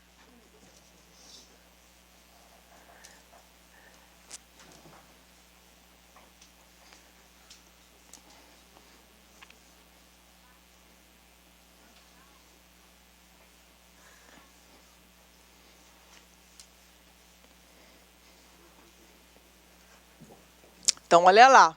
Então, a gente tem aqui o fato típico, conduta, resultado, nexo, tipicidade. E aí, veja, antes do princípio, nós, provavelmente vocês também, estudaram só a tipicidade. Era uma tipicidade que significava a conduta no mundo dos fatos se amolda ao tipo penal incriminador. Essa era a tipicidade que nós estudamos. O Roxin, ele criou o princípio. E ele trabalha com uma noção de lesividade. Ele gosta muito de uma noção de bem jurídico tutelado. O Brasil ele tem uma forte influência da doutrina alemã, forte, tipo 99,9% do nosso direito penal é doutrina alemã. Então, por isso esse princípio da lesividade, ofensividade, exclusiva proteção dos bens jurídicos, eles são muito fortes aqui. Por quê? Porque o Roxin trabalha muito com essa noção de bem jurídico. E aí, veja, ele criou o princípio da insignificância, e aí quando a nossa jurisprudência começou a incorporar esse princípio, ela teve que subcategorizar essa classificação aqui, para trazer a tipicidade formal e tipicidade material. A formal continua sendo isso aqui que nós aprendemos na faculdade, não mudou nada. Mas a material, ela lida com a questão da ofensividade do bem jurídico, que é a incidência do princípio da insignificância. Então, para o Roxin, ele diz o seguinte, olha, na verdade, o princípio da insignificância, ele trabalha com a baixa lesividade ao bem jurídico tutelado, de modo que, em não sendo tão lesivo, nós não precisamos considerar aquela conduta como criminosa. Porque como ele trabalha, olha que interessante quando a gente entende o que é sem ter que decorar. Como ele trabalha com bem jurídico, então ele pensa assim, bom, se o bem jurídico, na real, não é tão afetado, então eu não preciso proteger esse bem jurídico. Porque, veja, princípio da exclusiva proteção do bem jurídico. Ou seja, o direito penal ele serve para proteger o bem jurídico. Então, se o cara furta uma tampa de caneta, pô, até que ponto esse bem jurídico foi desprotegido? Então, ele entende que não foi, por conta desse princípio, porque ele é insignificante.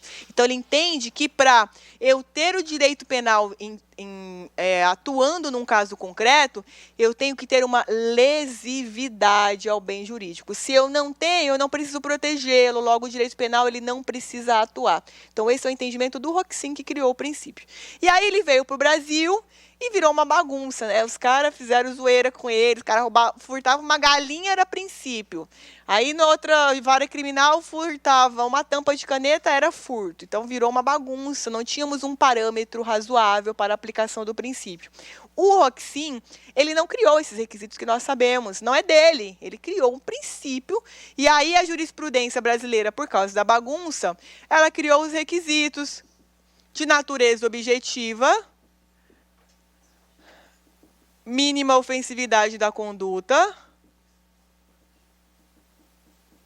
ausência de periculosidade social da ação, reduzido grau de reprovabilidade, inexpressividade da lesão jurídica.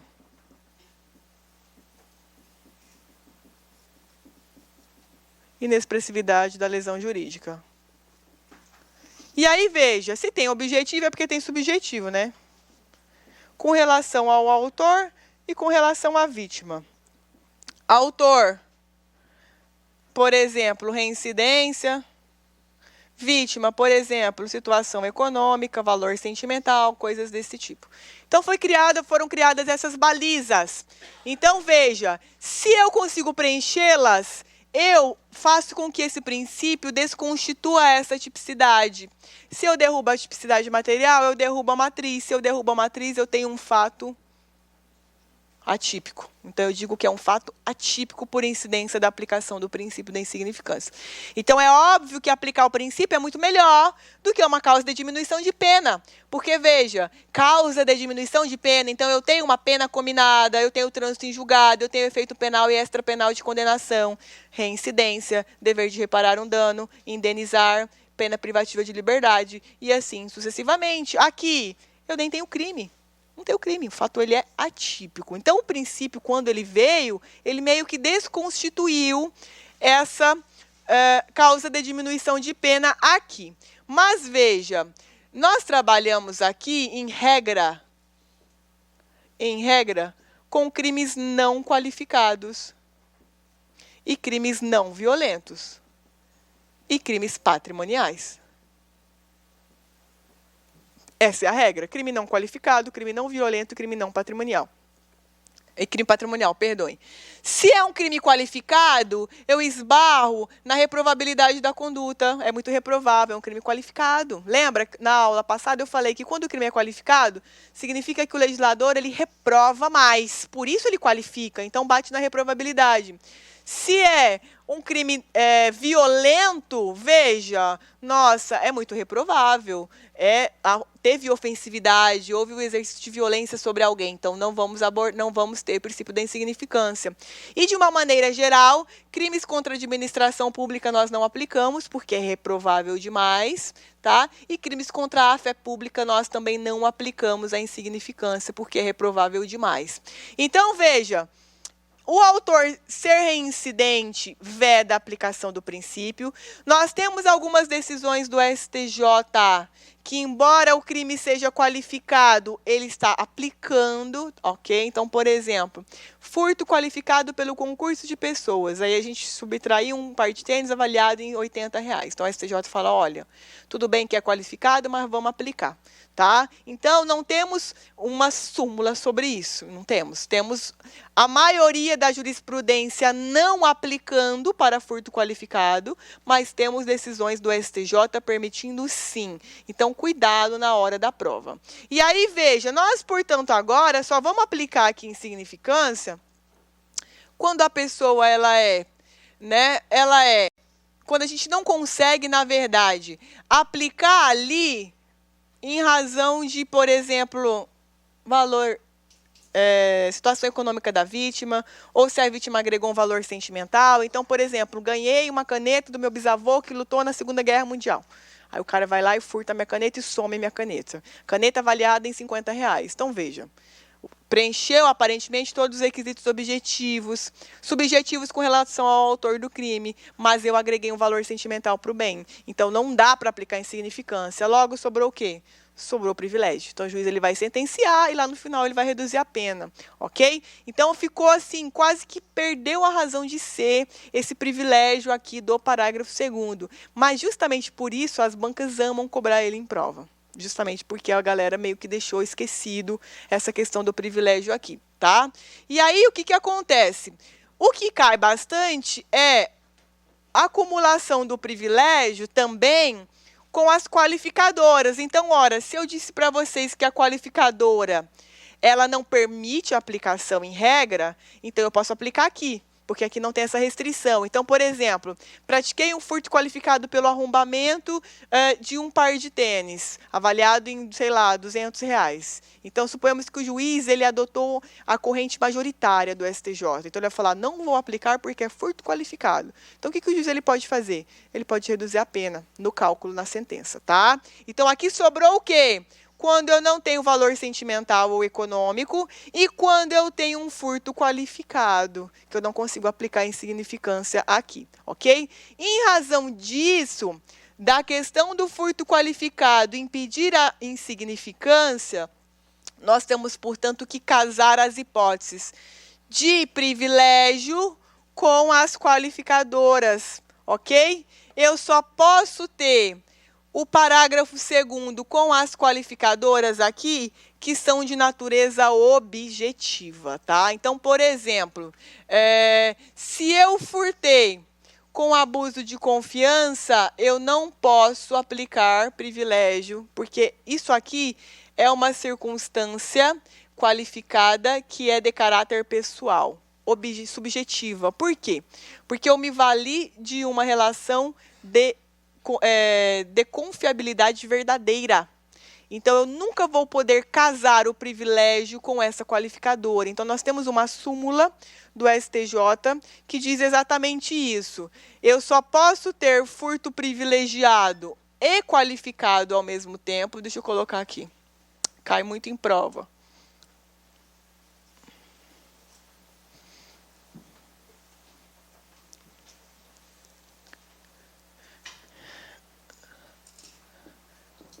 É possível furto qualificado, privilegiado, desde que as qualificadoras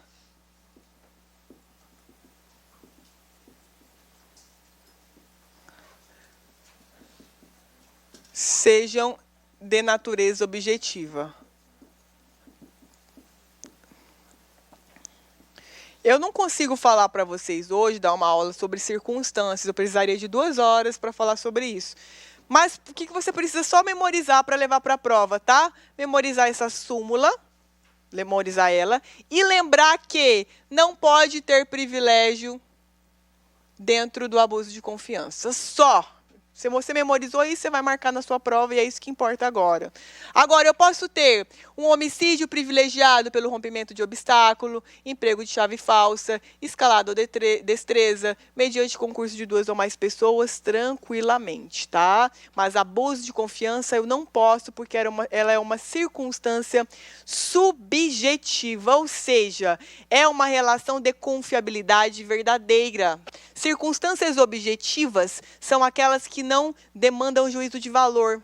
É aquilo. Então, rompimento de obstáculo. É rompimento de obstáculo em qualquer lugar do mundo. Estourou uma porta, é rompimento de obstáculo. Veja, eu não tenho juízo de valor. Ou é ou não é. O perito vai lá e vai falar, ou é ou não é. Agora, por exemplo, tem como um perito falar, eu acho que é abuso de confiança. Não tem perícia para isso, porque ela é subjetiva. Então, que eu não consigo acumular esse privilégio com circunstâncias de natureza subjetiva. Não dá. Tá? Basta você lembrar assim, tem como eu fazer perícia para isso? Não, não tem, então é subjetivo. Tem como eu fazer perícia para destreza? Não, não tem. Então, a maioria da doutrina entende que seria subjetiva também, tá? Então, só guardem isso, que é o teor da súmula, e provavelmente, se cair esse tema, a FGV vai cobrar ela, tá? E aí, veja, depois a gente tem, no parágrafo 4º, as qualificadoras antigas, de 4 incisos.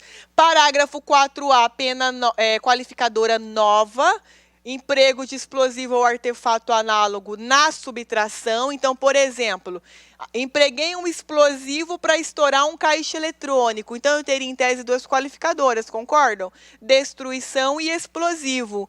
Como que fica, professora, na dosimetria? O juiz pega a qualificadora maior, porque é a pena base que ele vai ter de trabalho no cálculo, de 4 a 10. Então, ele vai engolir essa destruição de obstáculo aqui, tá? Aí, lá na culpabilidade, de repente, o juiz ele trabalha com esse rompimento, mas para a pena de trabalho, sempre a qualificadora mais grave vai ser utilizada, tá? Então, aqui nós temos pena nova, qualificadora nova. Aqui, parágrafo 5º, se eu tenho uma subtração e eu tenho que levar o veículo para outro estado, aqui nós temos um detalhe, que é preciso que o veículo... Aliás, é preciso que haja efetiva transposição da fronteira ou barreira. Então, por exemplo, furtei um carro aqui em Cuiabá. Quero levar ele para a Bolívia, sou presa em Cáceres. Tem a qualificadora? Não. Eu teria que ser surpreendida na Bolívia, ok? Diferente, por exemplo, da lei de drogas, não sei se vocês já estudaram ela. Na lei de drogas, nós temos uma causa de aumento de pena, que é quando vai ter um caráter de transnacionalidade da conduta. Então, eu estou com a droga aqui, vou para a Bolívia, os caras me prendem aqui, mas sabem que eu vou para a Bolívia, a causa de aumento está dentro. Para a lei de drogas, não importa se a droga chegou no destino internacional. Basta que se saiba que ela ia para fora. Aqui não. Se eu tenho um carro e quero levar para outro estado da federação ou para outro país, eu preciso ser presa ou surpreendida no outro estado ou no outro país. Senão a qualificadora ela não vai estar caracterizada, ok? Inclusive foi até um cliente que eu peguei mês passado, que era de Finan, né? Ele pegou o carro aqui, aí ele ia levar para São Paulo. Aí ele foi preso aqui dentro de Mato Grosso ainda. E aí todo mundo sabia que ele ia para São Paulo com o carro, óbvio, né? O carro furtado ele não fica aqui. E aí ele foi preso e tudo mais. E aí a gente conseguiu soltá-lo depois, porque a gente tirou a qualificadora, porque o fundamento da preventiva foi a pena, de 3 a 8. Aí eu falei, não, mas não é qualificado. Não por isso, porque na verdade ele não está no estado de origem, que é o entendimento do STJ. Aí foi revogada a prisão dele justamente por causa disso daqui, tá? Então aqui nós temos que ter a efetiva transposição. Tem que estar no outro estado ou tem que estar no outro país. Lei de drogas, não. Basta a intenção, a prova já vai ter ali naquele caso a causa de aumento de pena, tá? Então detalhe para esse crime aqui. E aí nós temos aqui subtração de semovente, nós temos aqui furto de gado, que é chamado de abigeato, também a prova gosta de cobrar. Então os caras vão falar assim, fulano praticou abigeato. Aí você fala, que porra é essa, né? É furto de gado, é isso, tá? Só serve para cair em prova. E aqui nós temos o parágrafo novo, que eu tenho a subtração das próprias substâncias explosivas ou acessórios. Então, veja, no outro parágrafo, no parágrafo 4A, a minha subtração, eu emprego o explosivo para subtrair. No parágrafo 7º, o bem jurídico é o próprio explosivo. Então, eu subtraio o explosivo em si. Então, o bem patrimonial é o explosivo ou a substância análoga, tá? Então, essa é a diferença. E é coisa nova, né? Então, provavelmente, se cobrar furto, a FGV pode cobrar esses 2 parágrafos aqui. Então, fiquem atentos com ele. Tudo bem, gente? Alguma dúvida? Por enquanto, tá tranquilo, né? Gente, parece que eu pulei até uma questão. 7... Tá certo, ficando louca. Então, vamos lá. Questão 8. Pretendendo causar um crime de dano em determinado estabelecimento, após a discussão com o gerente do local, Bruno, influenciado pela ingestão de álcool, arremessa uma grande pedra em direção às janelas do estabelecimento. Todavia, sua conduta imprudente fez com que a pedra acertasse a cabeça de Vitor, que estava jantando no local, e morreu. Por outro lado, a janela do estabelecimento não foi atingida, permanecendo intacta. Então, nessas condições. Preocupado com as consequências dos seus atos, Bruno foi lá e procurou o advogado. Nesse caso, Bruno responderá. O que vocês acham, gente, aqui? Homicídio culposo, tá? Então, vamos lá. Isso daqui é um problema na execução. Que horas são aí, gente? Um tema super light. Agora, para terminar a aula. 11h40. Vai dar tempo.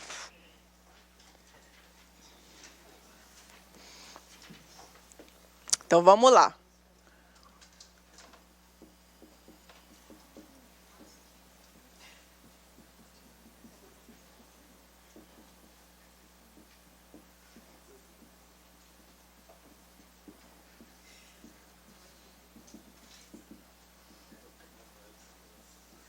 Então, vamos lá. Conduta dolosa, culposa, preterdolosa. Nós temos aqui os erros na execução. E nós temos 2 tipos de erro de tipo. O erro de tipo essencial e o erro de tipo acidental.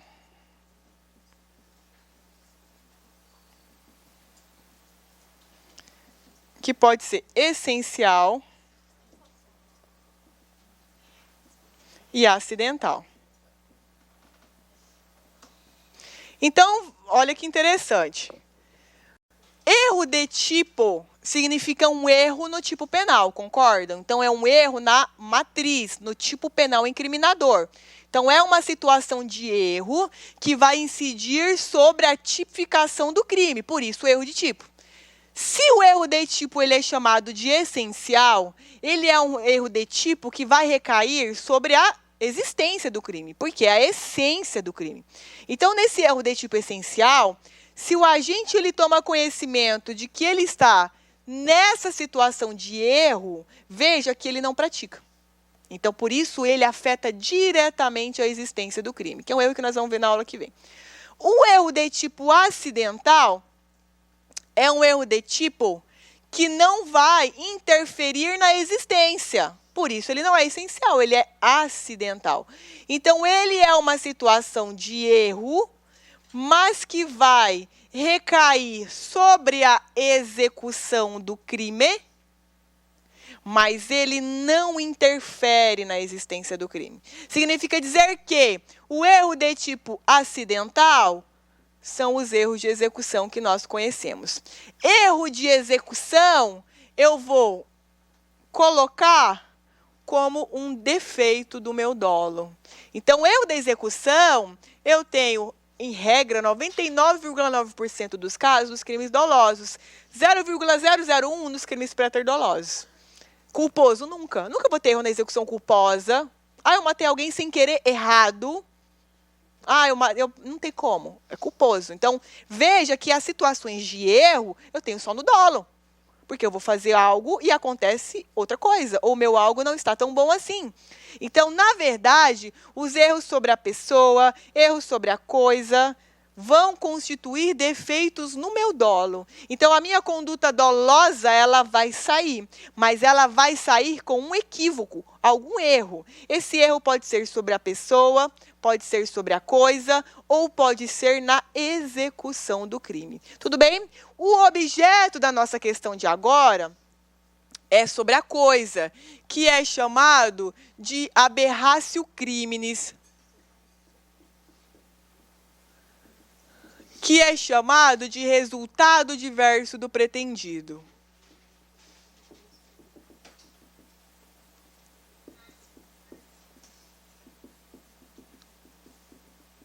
Então, veja, se é um resultado diverso do pretendido, eu pretendi algo. Se eu pretendi algo, é dolo. Se é dolo, é conduta. Então, veja que, não sei que bagunça que os professores fazem na hora de explicar os erros na execução. É muito simples.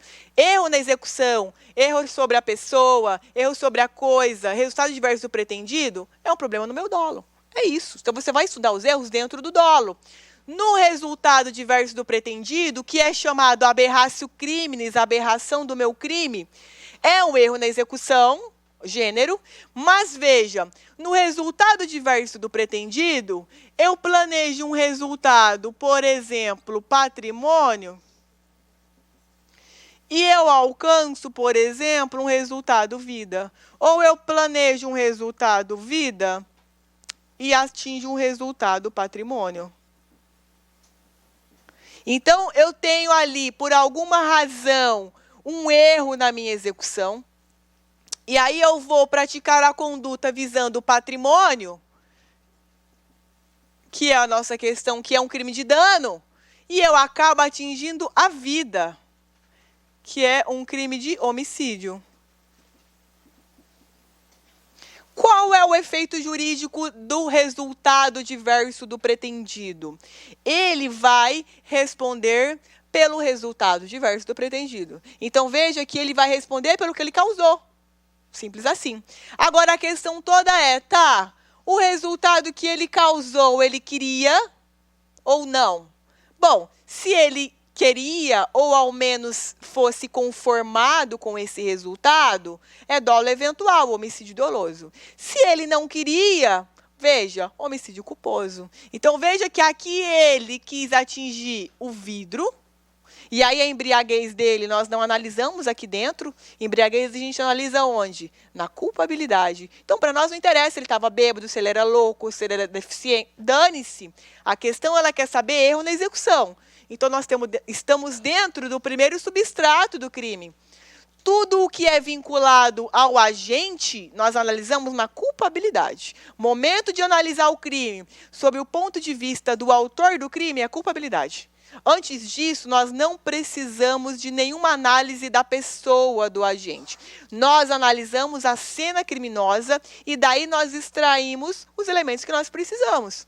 Tanto é assim que a embriaguez, a gente não analisa no fato típico e nem na licitude. A gente analisa na culpabilidade. Então, como a questão ela queria saber sobre um erro na execução, você descarta essa questão da embriaguez. Você não vai analisar isso agora, não é hora de embriaguez. Não tem nada a ver uma coisa com a outra, porque você sequer chegou nesse substrato do crime ainda, ok? Veja, nesse caso, como resultado diverso do pretendido do que ocorreu é o homicídio e ele não queria esse resultado, homicídio culposo. Mas veja, é um erro de tipo acidental. Por que acidental? Porque se o agente fosse avisado que ele ia acertar a pessoa, o que ele tinha feito? Acertado o vidro. Não, veja que o crime não ia deixar de acontecer. O erro da pessoa, do autor do crime, não recaiu sobre a existência ou não do crime. O erro da pessoa foi um acidente. Então, se ele é avisado desse acidente, ele vai lá e arruma. O crime não vai deixar de existir no erro de tipo acidental. Veja, o erro é um acidente. Quer dizer que se você arruma um acidente, o crime vai acontecer certinho. Não vai deixar de ter crime. No erro de tipo essencial, não. Se você é avisado, você fala, não, eu não quero praticar crime. Então, o crime ele deixa de existir, tudo bem? Veja, se fosse o inverso, se eu quisesse matar alguém e tivesse sem querer quebrado o vidro do restaurante, se essa minha quebra foi a título de culpa, eu respondo? Não, porque a gente viu que não tem dano culposo. Então, criminalmente, eu não respondo por nada. Por que quando a gente dá uma ré sem querer ou bate num carro sem querer, nós não estamos no crime de dano? Porque não tem dano culposo. A gente tem uma responsabilização no cível, porque essa conduta constitui ato ilícito que ofendeu o patrimônio de alguém. Mas, veja, criminalmente não é nada.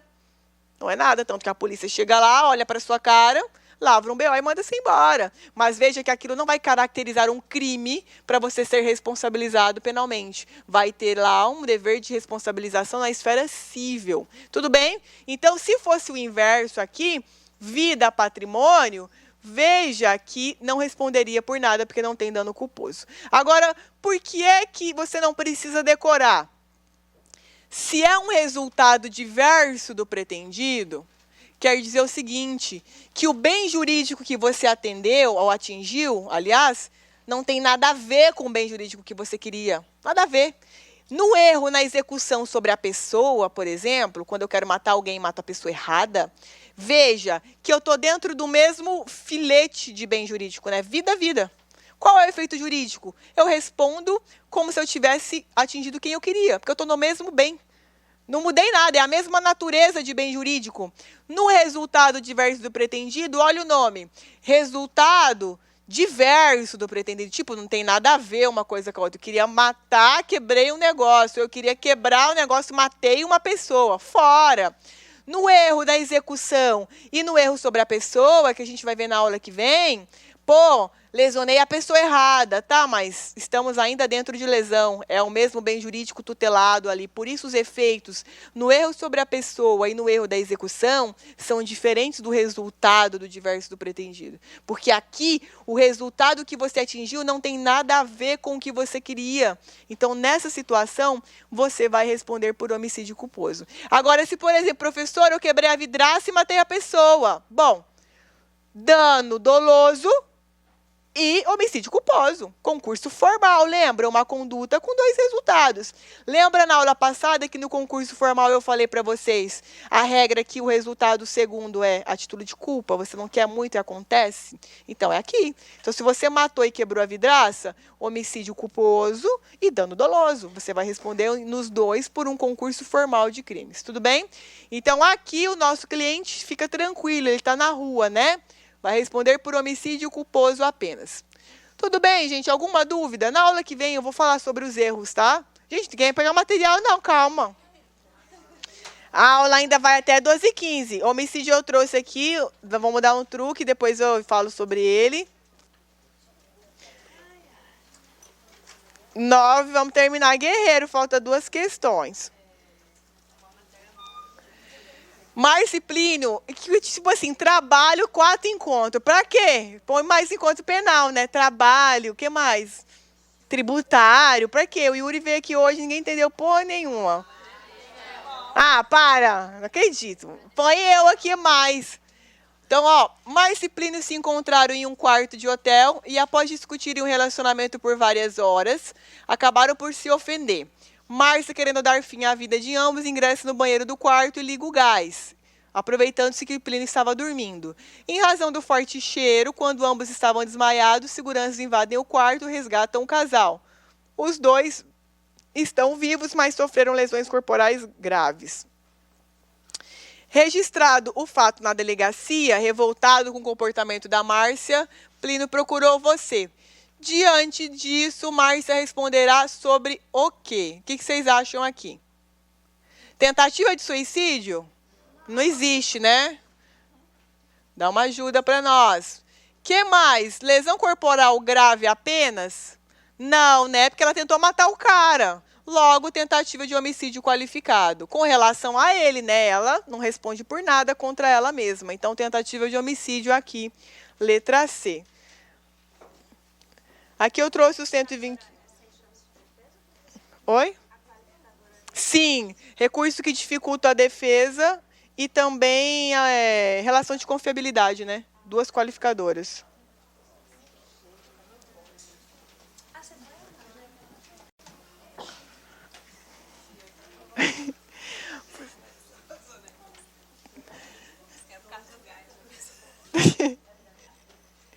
Então vamos lá, o povo falando besteira aqui.